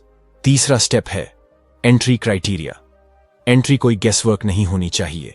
आपको साफ साफ पता होना चाहिए कि आप किस सेटअप पर एंट्री करते हैं, किस पैटर्न पर, कौन से सिग्नल पर, किस कैंडल फॉर्मेशन पर, किस कॉन्फर्मेशन के बाद। उदाहरण के लिए, if price breaks above last days high with 2 times volume and RSI above 60 on 15-minute chart, only then entry. इस तरह के प्रीडिफाइंड क्राइटेरिया आपके माइंड को इंपल्सिव ट्रेडिंग से बचाते हैं। अब चौथा स्टेप, पोजीशन साइजिंग। यही वो जगह है जहां ज्यादातर ट्रेडर्स इमोशनल हो जाते हैं। कभी एक ट्रेड में फुल कैपिटल लगा देते हैं, कभी किसी लॉस के बाद रिवेंज साइज लेकर आ जाते हैं। लेखक बताते हैं कि कैपिटल एलोकेशन हमेशा मैकेनिकल होना चाहिए, न कि इमोशनल। रिस्क पर ट्रेड डिसाइड कीजिए, जैसे 1% या 2% ऑफ कैपिटल। फिर स्टॉप लॉस की दूरी के हिसाब से क्वांटिटी निकालिए। Formula: position size, share, risk पर trade, entry price, stop loss. ये एक ऐसा डिसिप्लिन है जो लॉन्ग टर्म सर्वाइवल की गारंटी देता है। पांचवां step, stop loss and target planning. Stop loss को रैंडम नहीं रखना चाहिए। ऑथर कहते हैं कि हर स्टॉप लॉस प्राइस बिहेवियर और टेक्निकल लेवल्स के हिसाब से डिफाइंड होना चाहिए, जैसे previous swing, low, high, major, support, resistance, ATR based distance और breakdown candles, high low. Target भी रियलिस्टिक और स्ट्रक्चर्ड होना चाहिए: 1, 2 या 1, 3 risk reward, Fibonacci level, round number zones और ट्रेलिंग स्टॉप मेथोडोलॉजी। अब बात आती है कंटिंजेंसी प्लान। हर ट्रेड के साथ 2 सवालों के जवाब पहले से तय रखिए। अगर ये ट्रेड अगेंस्ट चला गया तो मेरा एग्जैक्ट एक्शन क्या होगा? अगर ये ट्रेड सडनली स्पाइक कर गया तो मैं कैसे मैनेज करूंगा? जब आप इन सीनरियो के लिए मानसिक रूप से तैयार होते हो तो पैनिक या ग्रीड आपका सिस्टम डिस्टर्ब नहीं कर पाते। अब अंतिम लेकिन सबसे महत्वपूर्ण हिस्सा, एक्सिट मैनेजमेंट। बहुत सारे ट्रेडर्स एंट्री अच्छी करते हैं लेकिन एग्जिट में गलती कर जाते हैं। कभी जल्द निकल जाते हैं, कभी स्टॉप लॉस हटाकर लॉस को बढ़ा लेते हैं। ऑथर बताते हैं कि एग्जिट को भी रूल्स की तरह देखो: exit at target, exit at trailing stop, exit at end of day for intraday traders, और exit on reversal signal. Exit भी एक प्रोसेस है, ना कि फीलिंग बेस्ड डिसीजन। और अंत में हर दिन प्लान लिखना चाहिए, not in your mind but on paper और डिजिटल जर्नल। आपका डेली ट्रेडिंग प्लान कुछ ऐसा दिखना चाहिए: today's market mood, sideways with volatility instruments, Reliance, HDFC bank, Nifty setup, breakout above previous high with volume risk, 1.5% पर trade, position size, calculated entry, after candle close above breakout, stop loss just below previous swing, target 1 to 2 RR और trail contingency, avoid trading post 2 PM, news impact after 1:30 PM। Author कहते हैं, जब आपका plan लिखा होता है तो आपका माइंड शांत रहता है। आपको हर डिसीजन लाइव मार्केट में नहीं लेना पड़ता, बस एग्जीक्यूट करना होता है। प्लानिंग आपको प्रेडिक्टेबिलिटी नहीं देती, लेकिन वो आपको प्रिपेयर्डनेस देती है, और यही प्रिपेयर्डनेस ट्रेडिंग में कॉन्फिडेंस और कंसिस्टेंसी की जननी होती है। एक प्रोफेशनल ट्रेडर वो नहीं जो हर मूव को पकड़ता है, बल्कि वो है जो पहले से तय करता है कि उसे कौन सी मूव पकड़नी है और बाकी को जाने देना है। यही माइंडसेट आपको रैंडम से रूटीन में ले जाता है और रूटीन से कंसिस्टेंसी में। अध्याय 6, भाग दूसरा। अब तक आपने ऑब्जर्वेशन और प्लानिंग की शक्ति को समझा और यह भी जान लिया कि बिना तैयारी के ट्रेडिंग करना खुद को हार के हवाले करने जैसा है। लेकिन अब हम उस एक तत्व की बात करेंगे जो एक ट्रेडर को बाहर से नहीं, अंदर से बदल देता है, और वो है साइकोलॉजिकल फ्लेक्सिबिलिटी। लेखक कहते हैं कि मार्केट में सफल होने के लिए स्ट्रैटेजी, कैपिटल और डिसिप्लिन काफी नहीं है। आपको अपने दिमाग की इनर मैकेनिक्स समझनी होती है, क्योंकि मार्केट कभी स्थिर नहीं होता, और अगर आप रिजिड सोच के साथ चलते हैं तो वही सोच आपकी सबसे बड़ी एनिमी बन जाती है। साइकोलॉजिकल फ्लेक्सिबिलिटी का मतलब है आप परिस्थितियों के साथ बदल सकें बिना अपने कोर प्रिंसिपल्स खोए। जैसे बांस का पेड़ तेज तूफान में झुकता है, टूटता नहीं। अब सवाल है, कैसे बनाएं अपने माइंडसेट को इतना अडेप्टेबल कि आप हर कंडीशन को हैंडल कर सको। सबसे पहले आता है अपेक्षाएं बनाम रियलिटी। ज्यादातर ट्रेडर्स अपने दिमाग में परफेक्ट ट्रेड्स की पिक्चर बना लेते हैं, flawless entries, immediate profits, no drawdowns. पर मार्केट की सच्चाई यह है कि वहां अनसर्टेनिटी ही सर्टेनिटी है। जब आपकी एक्सपेक्टेशंस रियलिटी से मैच नहीं करती तो फ्रस्ट्रेशन और एंग्जाइटी पैदा होती है। ऑथर बताते हैं, सफल ट्रेडर्स मार्केट से कुछ एक्सपेक्ट नहीं करते, बल्कि उसे ऑब्जर्व करते हैं। हर बार जब आप ट्रेड लेते हो, खुद से पूछो, क्या मैं इस ट्रेड को एक्सेप्ट कर चुका हूं? क्या मैं इसके रिजल्ट को कंट्रोल करना चाहता हूं या प्रोसेस को? क्या मैं विन के पीछे भाग रहा हूं या स्किल ग्रो कर रहा हूं? ये सवाल आपके माइंडसेट को एडजस्टमेंट मोड में ले जाते हैं। दूसरी चीज है कॉग्निटिव रिजिडिटी, यानी सोच की जड़ता। बहुत से ट्रेडर्स अपनी पहली राय से चिपक जाते हैं। एक बार सोच लिया कि मार्केट बुलिश है तो हर नेगेटिव सिग्नल को इग्नोर करते हैं। लेखक कहते हैं, मार्केट कभी आपकी थिंकिंग से नहीं चलता। आपको अपनी राय मार्केट के हिसाब से डेली कैलिब्रेट करनी होती है। इसके लिए एक डेली मेंटल रिचुअल अपनाएं। What's my current market bias? What evidence supports or contradicts it? Am I open to being wrong? हर दिन खुद से सवाल पूछना आपकी रिजिडिटी को डिसॉल्व करता है और क्लैरिटी को शार्पन। अब बात करते हैं इमोशनल ट्रांजिशंस की। मार्केट कभी कभी आपको एक्सट्रीम इमोशंस में फेंक देता है। अचानक मिले प्रॉफिट से ओवर कॉन्फिडेंस आता है, अनएक्सपेक्टेड लॉस से गिल्ट और शेम आता है। प्रॉब्लम तब होती है जब आप इन इमोशंस में फंस जाते हो। साइकोलॉजिकल फ्लेक्सिबिलिटी का मतलब है इमोशंस को महसूस करना, लेकिन उनके अकॉर्डिंग एक्ट ना करना। ऑथर सलाह देते हैं, हर इमोशन को एक वेव की तरह देखो, उसे ऑब्जर्व करो, लेबल करो और फिर उसे पास होने दो। Example, right now I feel frustrated because my last trade failed, but I can still follow my next setup with discipline. My emotion is valid but it won't decide my action. जब आप इस तरह emotions से एक दूरी बनाते हो तो आप उनके गुलाम नहीं रहते। अब एक और क्रिटिकल हिस्सा है ईगो और आइडेंटिटी। कई ट्रेडर्स अपने सेल्फ वर्थ को ट्रेडिंग परफॉर्मेंस से जोड़ लेते हैं। अगर लगातार प्रॉफिट्स आ रहे हैं तो ईगो बढ़ता है, अगर लॉसेस मिलते हैं तो आइडेंटिटी पर चोट लगती है।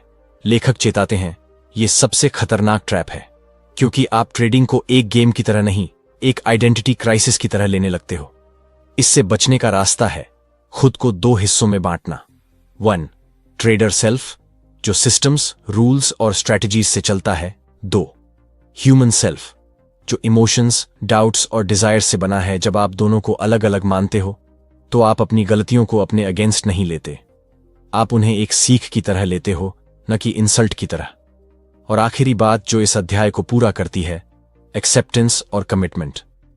साइकोलॉजिकल फ्लेक्सिबिलिटी का अंतिम उद्देश्य है आप हर स्थिति को पूरी अवेयरनेस के साथ स्वीकार करें और फिर उस स्थिति में भी कमिटेड एक्शन लें। हर बार जब आप लॉस में भी स्ट्रैटेजी फॉलो करते हो, आप कमिटमेंट दिखा रहे हो। हर बार जब आप डर के बावजूद नेक्स्ट सेटअप ट्रेड करते हो, आप फ्लेक्सिबिलिटी का अभ्यास कर रहे हो। हर बार जब आप ईगो को साइड में रखकर छोटी पोजीशन लेते हो, आप मैच्योरिटी दिखा रहे हो। यही फ्लेक्सिबिलिटी आपकी ट्रू स्ट्रेंथ बनती है। ऑथर कहते हैं, मार्केट में रिजिड ट्रेडर्स ज्यादा दिन सर्वाइव नहीं करते, जो झुकता है वही टिकता है। इसलिए विनर बनने के लिए वॉरियर माइंडसेट से ज्यादा अडेप्टिव माइंडसेट चाहिए। जब आप रिजिड एक्सपेक्टेशन से निकलकर फ्लेक्सिबल अवेयरनेस में ऑपरेट करते हो, तब आप सिर्फ ट्रेड्स नहीं करते, आप सीखते हो, ग्रो करते हो और इवॉल्व होते हो। अध्याय 7, भाग 1। अब जब आपने साइकोलॉजिकल फ्लेक्सिबिलिटी की गहराई को समझ लिया है, अब बात करते हैं उस सबसे जरूरी आधार की, जो आपकी ट्रेडिंग यात्रा को लंबे समय तक टिकाऊ और असरदार बनाता है, और वो है सेल्फ ट्रस्ट, यानी खुद पर भरोसा। लेखक मानते हैं कि तकनीकें, चार्ट्स, प्लानिंग और स्ट्रेटजीज का कोई फायदा नहीं जब तक आपके अंदर वो आत्मविश्वास नहीं है जो हर ट्रेड को क्लैरिटी, करेज और काल्मनेस के साथ लेने की ताकत देता है। सेल्फ ट्रस्ट कोई जादुई गुण नहीं होता, ये धीरे धीरे बनने वाला एक अनुभव है जो तब जन्म लेता है जब आप बार बार अपने वादों को निभाते हो, अपने रूल्स को फॉलो करते हो और अपनी गलतियों की जिम्मेदारी लेते हो। तो सबसे पहला सवाल, क्या आप खुद से किए गए वादों को निभाते हो, या आप हर बार स्टॉप लॉस हटाकर रिवेंज ट्रेडिंग करके और ओवर कॉन्फिडेंस में आकर अपने ही प्रिंसिपल्स को तोड़ते हो? सेल्फ ट्रस्ट वहीं पैदा होता है जहां अकाउंटेबिलिटी होती है। ऑथर कहते हैं, अगर आप खुद को धोखा देते रहेंगे तो एक समय के बाद आप अपनी ही सोच पर शक करने लगेंगे। इसका सबसे बड़ा असर यह होता है कि जब सही सेटअप आता है तब भी आप ट्रेड नहीं लेते, क्योंकि आपके अंदर वो कन्विक्शन ही नहीं बचा होता जो सही एक्शन लेने के लिए जरूरी है। इससे निकलने का रास्ता है सेल्फ इंटेग्रिटी को डेली रीइंफोर्स करना। हर दिन एक छोटा सा नियम बनाइए और उसे किसी भी हाल में पूरा कीजिए। जैसे, आज मैं 3 ट्रेड से ज्यादा नहीं लूंगा, या आज मैं बिना जर्नल एंट्री के ट्रेड बंद नहीं करूंगा, या मैं लॉस को लेकर रिएक्ट नहीं करूंगा, सिर्फ रिव्यू करूंगा। जब आप बार बार अपने शब्दों को एक्शंस में बदलते हो, आप एक इंटरनल शक्ति बनाते हो जो किसी भी मार्केट के स्टॉर्म में आपकी नींव को हिला नहीं सकती। अब बात करते हैं सेल्फ ट्रस्ट के उस दुश्मन की जो हर ट्रेडर को छुप कर काटता है, कंपैरिजन। वो लोग इतने पैसे कमा रहे हैं, मैं क्यों नहीं? उसने वही स्टॉक लिया, प्रॉफिट में निकल गया, मेरा क्यों नहीं चला? क्यों मेरे ट्रेड्स ही फेल होते हैं?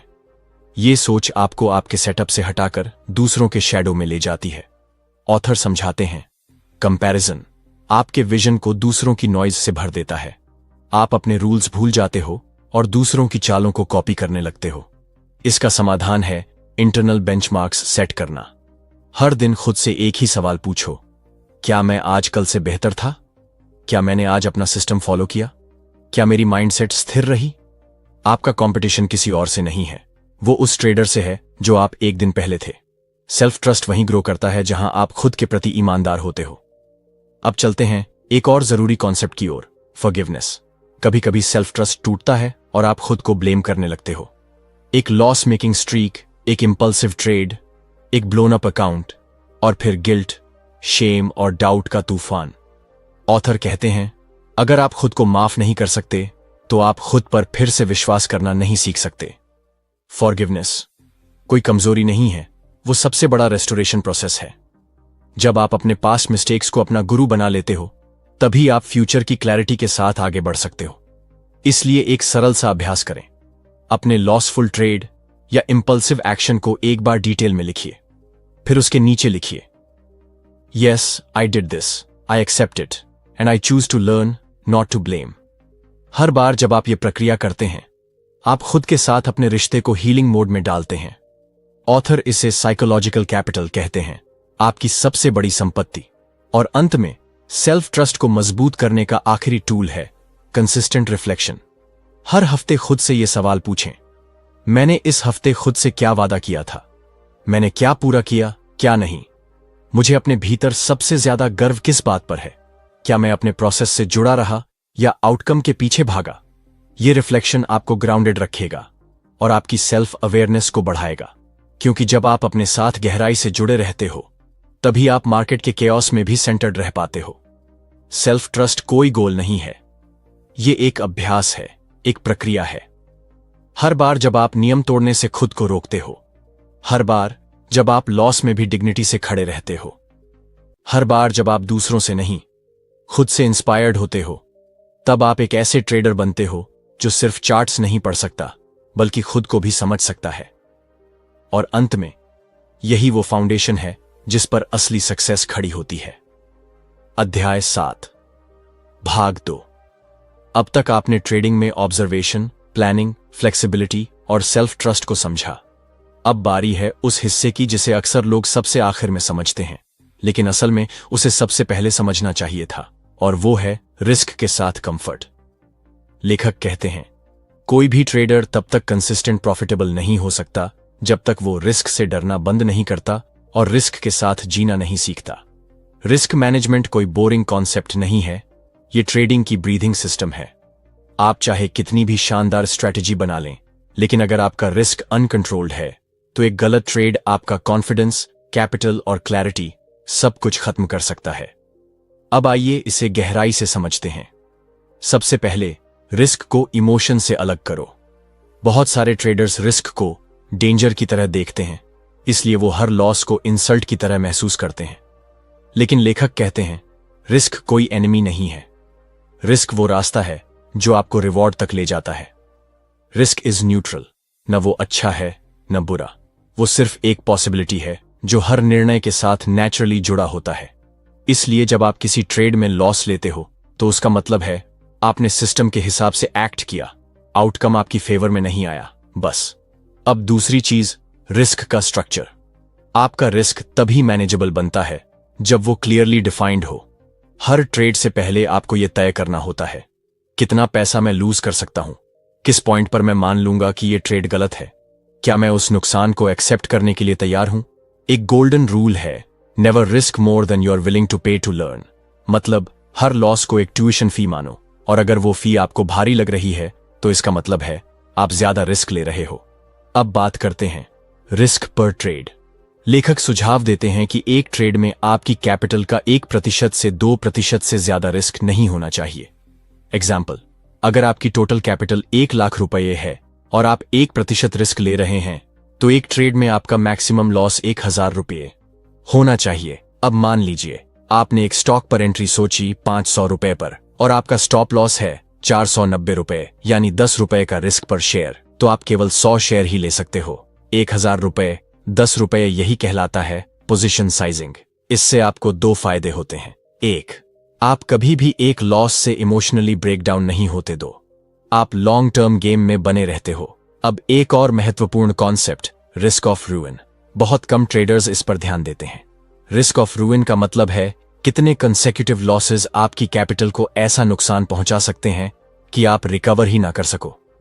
High position size, emotional revenge trades और रिस्क डबलिंग बिहेवियर, ये सब आपकी रिस्क ऑफ रूइन को बढ़ाते हैं। लेखक कहते हैं प्रोफेशनल ट्रेडर्स रिस्क ऑफ रूइन को नियर जीरो रखने की कोशिश करते हैं। मतलब चाहे 10 हार लगातार हों फिर भी आपकी कैपिटल इंटैक्ट रहे और माइंडसेट स्टेबल।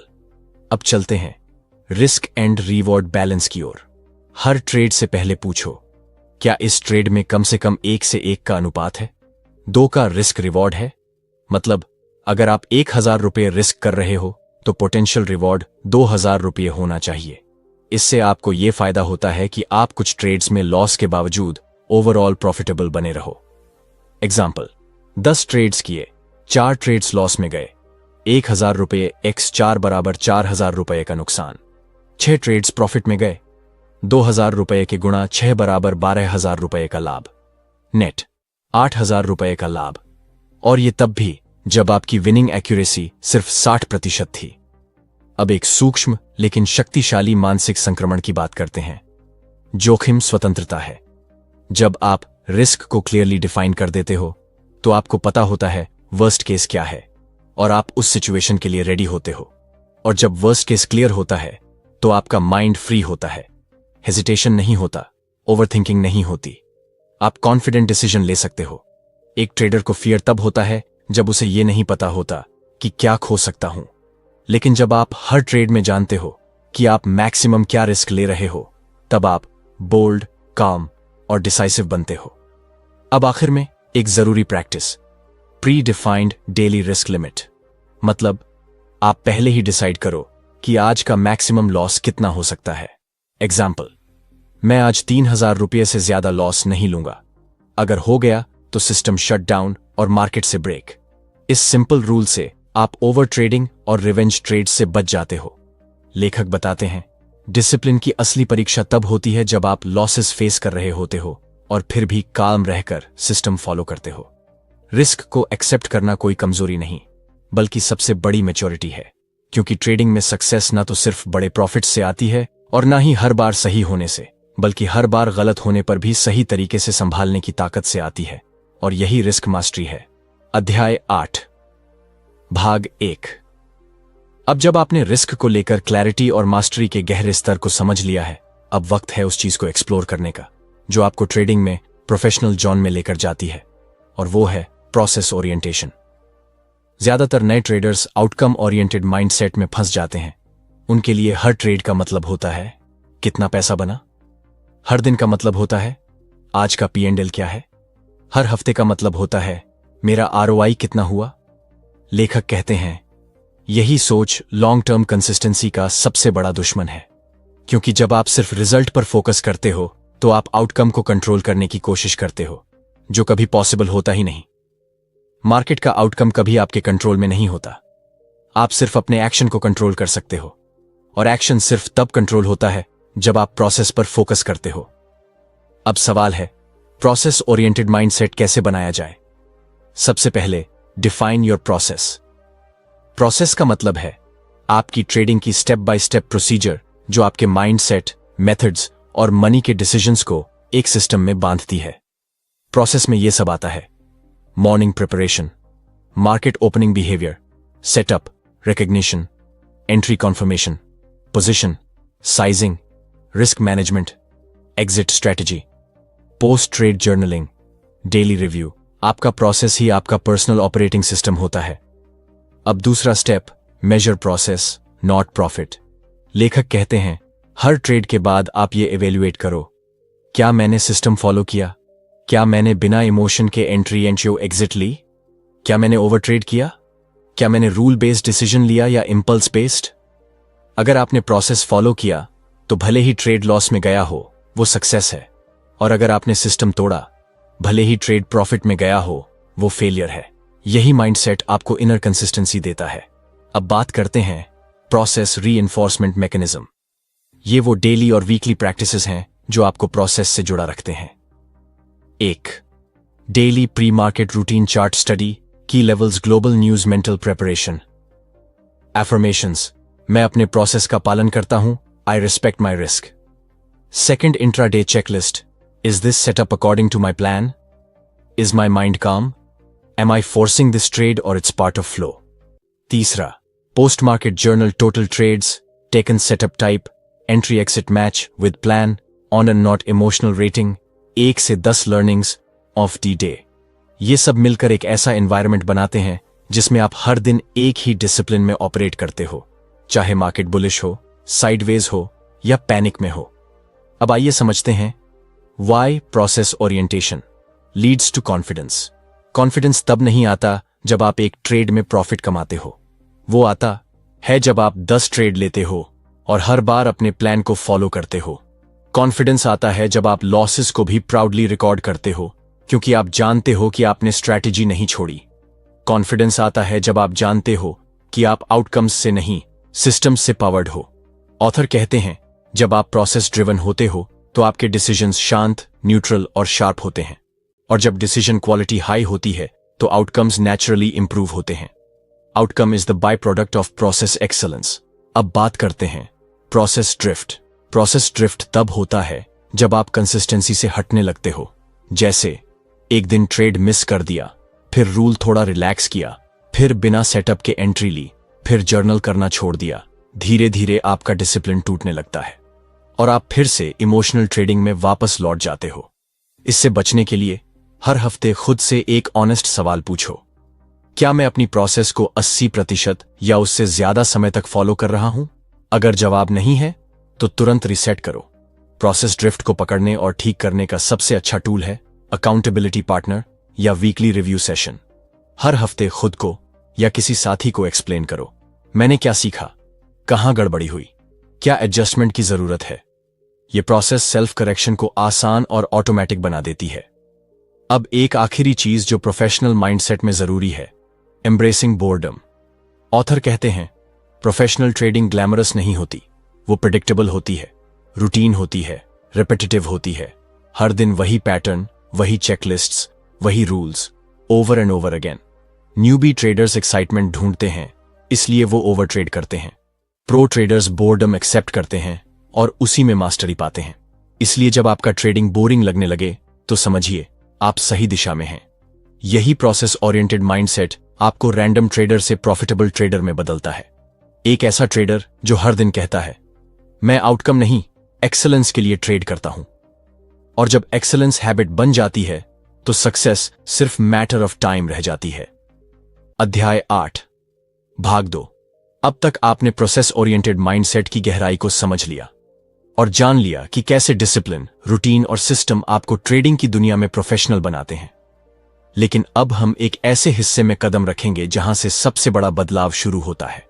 और वो है इंट्यूशन और इनर क्लैरिटी। शुरुआत में हर ट्रेडर सिर्फ रूल्स, स्ट्रेटजीज और इंडिकेटर्स पर चलता है, लेकिन जैसे जैसे अनुभव बढ़ता है एक सटल सेंस जागने लगता है, एक ऐसा इंटरनल वॉइस जो कहता है अब मत लो या यही सही समय है। लेखक इसे कहते हैं इंट्यूटिव अवेयरनेस। लेकिन ध्यान रहे, इंट्यूशन कोई जादू नहीं है, ये कोई सिक्स्थ सेंस नहीं, बल्कि डीपली प्रैक्टिस्ड एक्सपीरियंस का रिफाइंड रूप है।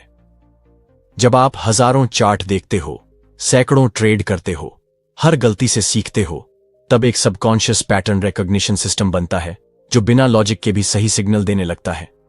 अब सवाल है, क्या आप उस आवाज को सुनते हो? इंट्यूशन को डेवलप करने के लिए सबसे पहले जरूरी है मेंटल साइलेंस। बहुत सारे ट्रेडर्स की दिमागी स्थिति ऐसी होती है जैसे रेडियो पर एक साथ कई चैनल चल रहे हों।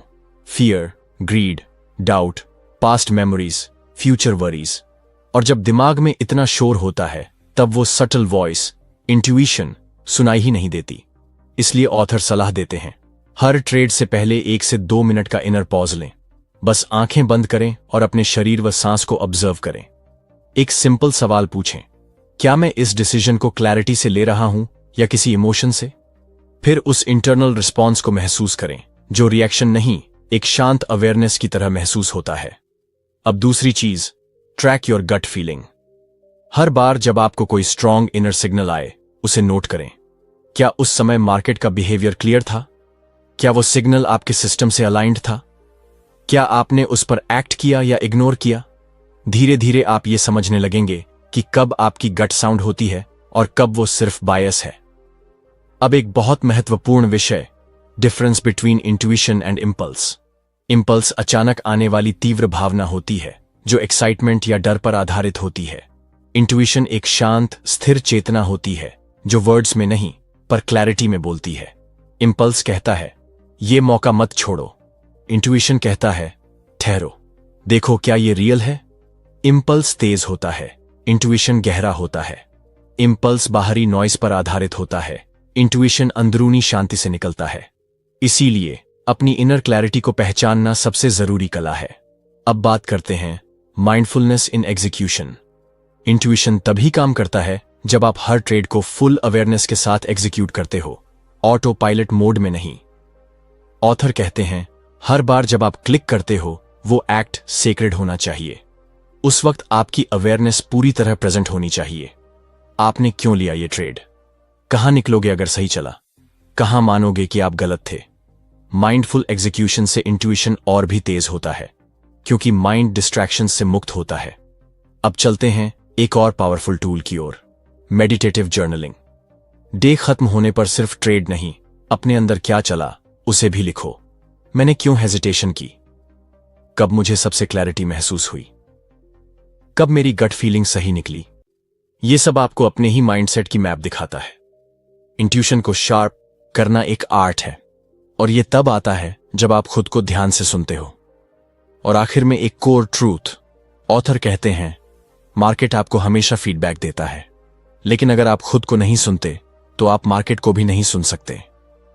इसलिए जब आप चार्ट्स देखो, प्राइस देखें, तो बस आंखों से नहीं भीतर से देखो, ताकि आप उस लेवल पर पहुंच सको जहां ट्रेडिंग सिर्फ एक गेम नहीं बल्कि एक डायलॉग बन जाए आपके और मार्केट के बीच, जहां हर ट्रेड एक सवाल है और इंट्यूशन उसका जवाब। और यही है मास्टरी की असली शुरुआत। अध्याय 9, भाग 1। अब तक आपने सीखा कि कैसे इंट्यूशन एक ट्रेडर की सबसे सूक्ष्म लेकिन सबसे शक्तिशाली क्षमता बन सकती है और कैसे इनर क्लैरिटी, माइंडफुलनेस और अवेयरनेस से यह ताकत पैदा होती है। लेकिन अब वक्त है उस आखिरी कोर एलिमेंट को समझने का जो आपकी पूरी ट्रेडिंग को सक्सेस या फेलियर में बदल सकता है, और वो है इमोशनल रेगुलेशन। लेखक मानते हैं कि ट्रेडिंग का असली खेल ना तो स्क्रीन पर होता है और ना ही चार्ट पर। असल खेल तो उस छोटे से कमरे में होता है जहां आप अपने डिसीजंस लेते हैं, जहां हर मोमेंट में आप फियर, ग्रीड, एंगर, डाउट और ईगो से जूझते हो। इमोशनल रेगुलेशन का मतलब है अपने मन की स्थिति को महसूस करना, स्वीकार करना, लेकिन उससे नियंत्रित ना होना। क्योंकि अगर आप इमोशंस के गुलाम हो गए तो आपका सिस्टम टूट जाएगा, आपकी डिसिप्लिन बिखर जाएगी और आपके सारे ईयर्स ऑफ लर्निंग पल भर में वैनिश हो सकते हैं। तो सबसे पहले एक बात साफ करें, emotion is not the enemy, suppression is. भावनाएं आना गलत नहीं है। डर, लालच, गुस्सा, ये सब ह्यूमन एक्सपीरियंस का हिस्सा है। गलती तब होती है जब आप इन इमोशंस को अनदेखा करते हो या उनसे भागते हो। ऑथर कहते हैं, हर इमोशन आपको कुछ न कुछ सिखाने आया है। फियर आपको सिग्नल देता है कि शायद आप ओवर लेवरेज्ड हो। ग्रीड बताता है कि शायद आप क्लैरिटी खो बैठे हो। एंगर बताता है कि आप लॉस को ईगो से जोड़ रहे हो। डाउट बताता है कि आप सिस्टम पर भरोसा नहीं कर रहे। तो सवाल है, कैसे इन इमोशंस को कंट्रोल करें, उनसे डरे नहीं? आंसर है, ऑब्जर्व, लेबल, रिफ्रेम। 1. ऑब्जर्व, अपने शरीर के संकेतों को पहचानो। क्या सांस तेज हो रही है? क्या हाथ पसीना पसीना है? क्या आप कंपल्सिवली माउस को क्लिक कर रहे हो? 2. लेबल, यह डर है, यह गुस्सा है, यह ओवर कॉन्फिडेंस है। इमोशंस को नाम देने से उनके ऊपर डिस्टेंस बनता है। 3. रिफ्रेम, डर कह रहा है लॉस मत लो। आप जवाब दो, यह लॉस मेरी रिस्क मैनेजमेंट का हिस्सा है, मैं तैयार हूं। अब एक और बेहद जरूरी कॉन्सेप्ट, इमोशनल एंकरिंग। ऑथर बताते हैं, हर सक्सेसफुल ट्रेडर के पास कुछ एंकर्स होते हैं जो उसे इमोशन की लहरों से बाहर निकालते हैं। ये एंकर्स कुछ भी हो सकते हैं। एक स्पेसिफिक ब्रीदिंग टेक्निक, एक शॉर्ट मंत्रा जैसे I trade what I see, not what I feel. एक नोटबुक में लिखा रिमाइंडर या आपका ट्रेडिंग जर्नल जो आपको आपके बेहतर वर्जन की याद दिलाता है। जब भी आप इमोशनल टर्मोइल में फंसते हो, इन एंकर्स की तरफ लौटो। वे आपके लिए एक लाइट हाउस की तरह काम करेंगे। अब चलते हैं इमोशनल ट्रिगर्स की पहचान पर। हर इंसान के अलग इमोशनल ट्रिगर्स होते हैं। किसी का ट्रिगर है लॉस के बाद रिवेंज ट्रेड, किसी का मिस्ड अपॉर्चुनिटी, किसी का over confidence after 2 to 3 profits. Author suggest करते हैं कि एक ट्रिगर मैप बनाओ। पिछले 20 ट्रेड्स में देखो, कहां आपने रूल्स तोड़े, कौन सी घटना ने इमोशन ट्रिगर किया, उसका रिजल्ट क्या हुआ। जब आप इन पैटर्न्स को पकड़ लोगे, तब आप उनसे पहले ही अवेयर हो जाओगे। अब एक और प्रैक्टिस जो आपको इमोशनली स्ट्रांग बनाएगी, मेंटल रिहर्सल। हर दिन मार्केट खुलने से पहले 3 से 5 मिनट अपनी वर्स्ट केस सिनेरियो को विजुअलाइज करो, जैसे लॉस हुआ, प्लान फेल हुआ, कोई स्टॉक गैप डाउन हुआ, और फिर खुद को काल्म, कंपोज्ड और रूल बेस्ड एक्ट करते हुए इमेजिन करो। ये टेक्निक आपके दिमाग को इमोशनली प्रिपेयर करती है। इमोशनल रेगुलेशन एक स्किल है जो समय के साथ बनती है, लेकिन बिना इसके सक्सेस संभव नहीं, क्योंकि जब आप कंट्रोल में नहीं होते तब डिसीजंस इंपल्सिव होते हैं, और इंपल्सिव डिसीजन एक ही चीज बनाता है, केओस। इसीलिए अगली बार जब कोई इमोशन आपको खींचने लगे तो रुकिए, देखिए, नाम दीजिए और फिर उससे बाहर निकल आइए। क्योंकि जो ट्रेडर खुद की भावनाओं का मालिक होता है, वही इस मार्केट के तूफान में भी अपनी कश्ती को स्टेडी रख पाता है। और अंत में यही वो मैच्योरिटी है जो आपको एक लर्नर से एक मास्टर बनाती है। अध्याय 9, भाग 2। अब जब आपने इमोशनल रेगुलेशन की कला को समझ लिया है, तो अब बात करते हैं उस माइंडसेट की जो हर सफल ट्रेडर के पीछे की सबसे गहरी शक्ति है, डिटैचमेंट यानी असक्त भाव। यहां लेखक एक बहुत ही जरूरी सवाल उठाते हैं, क्या आप ट्रेड करते हैं आउटकम पाने के लिए या बस सिस्टम को फॉलो करने के लिए? यही सवाल आपकी ट्रेडिंग की मैच्योरिटी तय करता है। जब आप हर ट्रेड को इस सोच के साथ लेते हैं कि मुझे इससे फायदा ही होना चाहिए, तब आप ट्रेड के आउटकम से इमोशनली जुड़ जाते हैं, और यही अटैचमेंट सबसे बड़ा इमोशनल बर्डन बन जाता है। आप चाहे कितना भी डिसिप्लिन्ड सिस्टम बना लें, लेकिन अगर आप हर ट्रेड से इमोशनली जुड़ गए, तो आप उसके साथ अपनी ईगो, उम्मीद और एंग्जाइटी भी जोड़ देंगे, और फिर लॉस आएगा तो वो सिर्फ पैसा नहीं ले जाएगा, वो आपका मेंटल बैलेंस भी छीन लेगा। इसीलिए प्रोफेशनल ट्रेडिंग का असली रहस्य है हाई इन्वॉल्वमेंट, जीरो अटैचमेंट।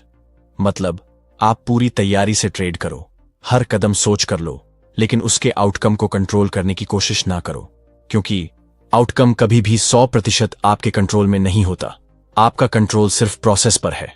अब एक powerful principle, trade with expectations not attachments. Expectation मतलब मैंने सिस्टम फॉलो किया है, मुझे स्टैटिस्टिकली फायदा मिलना चाहिए। अटैचमेंट मतलब मुझे इस ट्रेड में प्रॉफिट चाहिए ही चाहिए। ऑथर समझाते हैं कि जब आप एक्सपेक्टेशन से ऑपरेट करते हैं तो आप लॉस को लर्निंग की तरह देखते हैं। लेकिन जब आप अटैचमेंट से ऑपरेट करते हैं तो लॉस को पर्सनल इंसल्ट की तरह महसूस करते हैं। अब आइए जानते हैं डिटैचमेंट कैसे डेवलप करें। 1. Accept the nature of uncertainty market एक प्रोबेबिलिटी इंजन है। यहां सर्टेनिटी कोई चीज ही नहीं। हर सही ट्रेड भी लॉस दे सकता है और हर गलत ट्रेड कभी कभी प्रॉफिट भी, लेकिन लॉन्ग टर्म में सिर्फ कंसिस्टेंसी मैटर करती है। 2. Redefine success. सक्सेस का मतलब आउटकम नहीं है। सक्सेस का मतलब है क्या आपने अपने प्लान को सही से एग्जीक्यूट किया। अगर हां तो वो एक सक्सेसफुल ट्रेड है, भले ही उसमें नुकसान हुआ हो। 3. Let go of the need to be right. बहुत से ट्रेडर्स इस सोच में फंसे रहते हैं कि मुझे सही साबित होना है, लेकिन ट्रेडिंग कोई डिबेट नहीं है। यहां ईगो की कोई जगह नहीं है। आप जितनी जल्दी ये स्वीकार करते हैं कि आप कई बार गलत होंगे, उतनी जल्दी आप फ्री हो जाते हैं। 4. Build a ritual of release. Her trade के बाद एक छोटा रिचुअल बनाइए। एक डीप ब्रेथ लीजिए, चार्ट बंद करिए और एक लाइन बोलिए, मैंने जो सीखा उसे रखता हूं और बाकी को जाने देता हूं। यह सिंपल लाइन आपके दिमाग को रीसेट करने में मदद करती है। अब चलते हैं डिटैचमेंट और क्रिएटिविटी के रिश्ते की ओर। जब आप इमोशनली डिटैच्ड होते हैं तो आपका माइंड रिलैक्स होता है, और जब माइंड रिलैक्स होता है तब क्रिएटिविटी और क्लैरिटी दोनों शार्प होते हैं। आप नए पैटर्न्स आसानी से देख पाते हैं। आप ट्रेंड्स को अर्ली डिटेक्ट कर पाते हैं। आप अपने सिस्टम में छोटे छोटे सुधार इंट्यूटिव तरीके से करते हैं। मतलब डिटैचमेंट आपको सिर्फ इमोशनल फ्रीडम नहीं देता, बल्कि मेंटल एक्सेलेंस भी देता है। अब आखिरी but game changing point, you are not your trades. आपका एक ट्रेड खराब हो सकता है, आपकी एक दिन की परफॉर्मेंस कमजोर हो सकती है, आपका एक हफ्ता रेड में जा सकता है, लेकिन इसका मतलब यह नहीं कि आप खराब हो गए हैं। ऑथर बताते हैं बहुत से ट्रेडर्स खुद को अपने P&L से जोड़ लेते हैं। प्रॉफिट होता है तो वो खुद को जीनियस समझते हैं, लॉस होता है तो वो खुद को फेलियर मान लेते हैं। लेकिन असली मास्टरी ये है कि आप खुद को अपनी परफॉर्मेंस से सेपरेट रख सको। आप इंसान हो, आप एक सिस्टम चलाने वाले हो, आप एक प्रोसेस को एग्जीक्यूट करने वाले हो, आप कोई नंबर नहीं हो। तो हर दिन जब आप चार्ट बंद करें, खुद से कहिए, मैंने अपना काम किया, मैंने अपना बेस्ट दिया, मार्केट जो देगा उसे स्वीकार है। यही माइंडसेट आपको प्रोफेशनल बनाता है और यही माइंडसेट आपको इस जर्नी में टिकाए रखता है, क्योंकि आखिर में ट्रेडिंग सिर्फ पैसे कमाने का जरिया नहीं, बल्कि सेल्फ मास्टरी का रास्ता है। और जो ट्रेडर इस रास्ते पर चल पड़ता है, उसके लिए सक्सेस सिर्फ डेस्टिनेशन नहीं, एक नेचुरल आउटकम बन जाता है। अब जब आपने इमोशनल डिटैचमेंट और सेल्फ मास्टरी की गहराइयों को समझ लिया है, अब वक्त है उस आखिरी एलिमेंट को अपनाने का, जो आपकी पूरी ट्रेडिंग यात्रा को ग्राउंडेड, सस्टेनेबल और ट्रूली फुलफिलिंग बना सकता है, और वो है पर्पस। लेखक मानते हैं कि अगर आपकी ट्रेडिंग सिर्फ पैसे कमाने के लिए है, तो एक ना एक दिन आप थक जाएंगे, टूट जाएंगे या भटक जाएंगे। क्यों? क्योंकि पैसा एक आउटकम है। वो कभी भी आपको अंदर से ऊर्जा नहीं दे सकता। वो कभी भी आपके ट्रेडिंग में लगने वाले मेंटल और इमोशनल स्ट्रेन को जस्टिफाई नहीं कर सकता। पैसे की चाह में आप कभी भी फुलफिलमेंट नहीं पाएंगे। फुलफिलमेंट आता है जब आपके काम का एक गहरा अर्थ होता है, जब आप जानते हो कि आप क्यों कर रहे हो, सिर्फ क्या और कैसे नहीं। और इसीलिए लेखक कहते हैं, find your purpose, trade with purpose, grow with purpose. तो अब सवाल यह है, ट्रेडिंग में पर्पस कैसे ढूंढें? हर ट्रेडर का पर्पस अलग हो सकता है, लेकिन कुछ कॉमन सोर्सेज हैं। फ्रीडम। बहुत से लोग ट्रेडिंग में इसलिए आते हैं ताकि वो टाइम, लोकेशन और इनकम की फ्रीडम पा सकें, लेकिन इसके पीछे भी एक डीपर डिजायर होती है, खुद के डिसीजंस लेने की आजादी। ग्रोथ। कुछ लोगों के लिए ट्रेडिंग एक ऐसा टूल है जिससे वो खुद को हर दिन बेहतर बनाना चाहते हैं। उनके लिए हर लॉस एक लेसन है, हर विन एक वैलिडेशन है और हर दिन एक चैलेंज है। सर्विस। कुछ ट्रेडर्स पैसा इसीलिए बनाना चाहते हैं ताकि वो अपने परिवार को सिक्योर कर सकें, किसी कॉज को सपोर्ट कर सकें या फ्यूचर जनरेशन के लिए कुछ मीनिंगफुल बना सकें। Spiritual discipline. कुछ के लिए ट्रेडिंग मेडिटेशन है, एक ऐसा क्षेत्र जहां उन्हें अपने डर, अहंकार और लालच से सामना होता है और हर दिन सेल्फ कंट्रोल और अवेयरनेस की प्रैक्टिस होती है। अब आप खुद से पूछिए, मैं ट्रेडिंग क्यों करता हूं? मेरे लिए इस जर्नी का असली मकसद क्या है? जब यह जवाब आपके अंदर से आता है, तब आप टिकते हो, तब आप खुद से और अपने काम से गहराई से जुड़ते हो। अब बात करते हैं पर्पस और पेशेंस का रिश्ता। जब आपके पास पर्पस होता है तब आप जल्दी पैसे कमाने के चक्कर में गलत फैसले नहीं लेते। तब आप समझते हो कि ये एक लॉन्ग गेम है और कंसिस्टेंसी ही अल्टीमेट करेंसी है। पर्पस आपको शॉर्ट टर्म टेम्पटेशन से बचाता है, वो आपको नॉइज से अलग रखता है और फोकस में टिके रहने की ताकत देता है। अब समझिए पर्पस और रेजिलियंस का रिश्ता। ट्रेडिंग में ड्रॉडाउन्स आते हैं, ड्राई पीरियड्स आते हैं, जब कुछ भी काम नहीं करता। ऐसे में अगर आपका मकसद सिर्फ पैसा है तो आप टूट जाते हो, लेकिन अगर आपके पास एक गहरा उद्देश्य है तो आप परसिवियर करते हो। पर्पस आपको याद दिलाता है कि ये फेज भी बीत जाएगा और आप इससे और भी मजबूत बनकर निकलेंगे। और अब आखिर में एक सबसे जरूरी बात, पर्पस आपको आइडेंटिटी से जोड़ता है। जब आप पर्पस के साथ ट्रेड करते हो तब आप खुद को सिर्फ ट्रेडर नहीं कहते, आप कहते हो मैं एक ऐसा इंसान हूं जो डिसिप्लिन, ग्रोथ और क्लैरिटी को जीता है। आपका पर्पस आपको एक नई पहचान देता है, एक ऐसी आइडेंटिटी जो आपके ट्रेडिंग डिसीजंस से लेकर आपकी लाइफ चॉइसेस तक में दिखाई देती है। तो आज अगर आप खुद से सच में जुड़ना चाहते हो तो एक पल रुकिए, आंखें बंद कीजिए और खुद से पूछिए, अगर पैसा कभी समस्या ना हो तो भी क्या मैं ट्रेडिंग करूंगा? अगर जवाब हां है तो समझिए आप सही रास्ते पर हो, और अगर जवाब ना है तो कोई बात नहीं।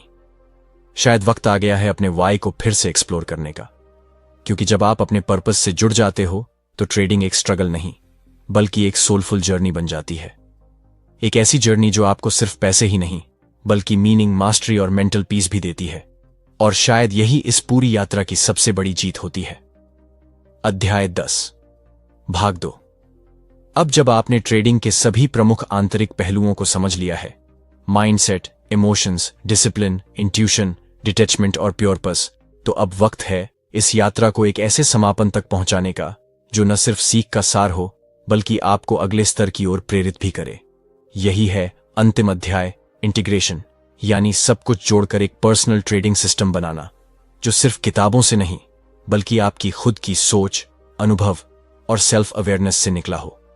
लेखक कहते हैं, अगर आप बाकी सभी बातों को भूल जाओ लेकिन इस एक चीज को अपना लो तो भी आप एक सफल ट्रेडर बन सकते हो, और वो है खुद का सिस्टम बनाना। तो शुरुआत करते हैं एक जरूरी सवाल से। क्या आपने अपना ट्रेडिंग सिस्टम अपने अनुभव से बनाया है या किसी और के भरोसे ट्रेड कर रहे हो? बहुत से नए ट्रेडर्स यूट्यूब, ट्विटर या किसी गुरु के सिस्टम को कॉपी करते हैं। वो कुछ इंडिकेटर्स, कुछ सिग्नल्स और एक स्ट्रैटेजी ले लेते हैं और सोचते हैं कि यही सक्सेस की की है। लेकिन अगर वो सिस्टम आपके माइंडसेट, पर्सनैलिटी और टॉलरेंस से मैच नहीं करता तो वो ज्यादा दिन नहीं टिकेगा। इसीलिए इस अध्याय में हम सीखेंगे कैसे खुद का सिस्टम डिजाइन करें जो आपकी साइकोलॉजी से अलाइंड हो, आपके लाइफस्टाइल को सूट करे और लंबे समय तक सस्टेनेबल रहे। सबसे पहले स्टार्ट विद सेल्फ अवेयरनेस। आप स्कैल्पर हो या स्विंग ट्रेडर? आपको तेज एक्शन पसंद है या पेशेंटली वेटिंग? आप इमोशनली जल्दी ट्रिगर होते हो या नेचुरली कंपोज्ड हो? आपके लिए कंफर्ट जोन क्या है? हाई रिस्क हाई रिटर्न या स्लो कंपाउंडिंग? यह जानना जरूरी है क्योंकि आपकी स्ट्रैटेजी भी आपके जैसे ही होनी चाहिए। फिर आता है फ्रेमवर्क बिल्डिंग। हर स्ट्रॉन्ग सिस्टम के 3 पिलर्स होते हैं। 1, एंट्री क्राइटेरिया। आप कब ट्रेड लोगे? क्या पुष्टि चाहिए? कौन से टाइम फ्रेम पर देखना है? 2, रिस्क मैनेजमेंट। एक ट्रेड में कितना पैसा लगाओगे? स्टॉप लॉस कहां होगा?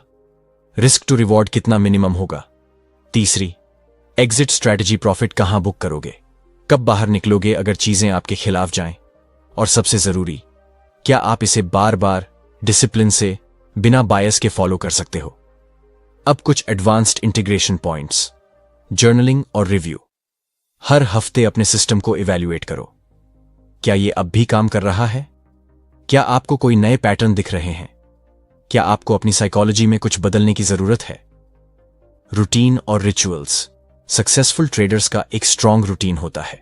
Pre market prep, market hours, discipline, post market review, ये सब उनके सिस्टम का हिस्सा होते हैं। अडेप्टेबिलिटी। मार्केट बदलता है, सिस्टम भी इवॉल्व होना चाहिए, लेकिन अडेप्ट करते हुए कोर प्रिंसिपल्स मत तोड़ो। अब इस अंतिम चरण में एक गहरा विचार। Consistency is not born out of passion, it is born out of process. आप हर दिन मोटिवेटेड नहीं होंगे, हर दिन क्लैरिटी नहीं होगी, लेकिन अगर आपका सिस्टम सॉलिड है तो आप हर हालत में ट्रेड कर सकते हो। और यही फर्क है एमेचर और प्रोफेशनल में। प्रोफेशनल ट्रेडर्स स्ट्रैटेजी बदलते नहीं, वो खुद को अपने सिस्टम के अनुरूप बदलते हैं। तो अंत में लेखक यही सिखाते हैं कि एक ऐसा सिस्टम बनाओ जो सिर्फ आपको सूट करता हो, और फिर उस सिस्टम को पूरी निष्ठा से फॉलो करो, चाहे जो भी हो जाए। अब तक आपने 10 अध्यायों के जरिए ट्रेडिंग की गहराई को सीखा है, माइंडसेट से लेकर एग्जीक्यूटिवन तक, साइकोलॉजी से लेकर प्योर पज तक।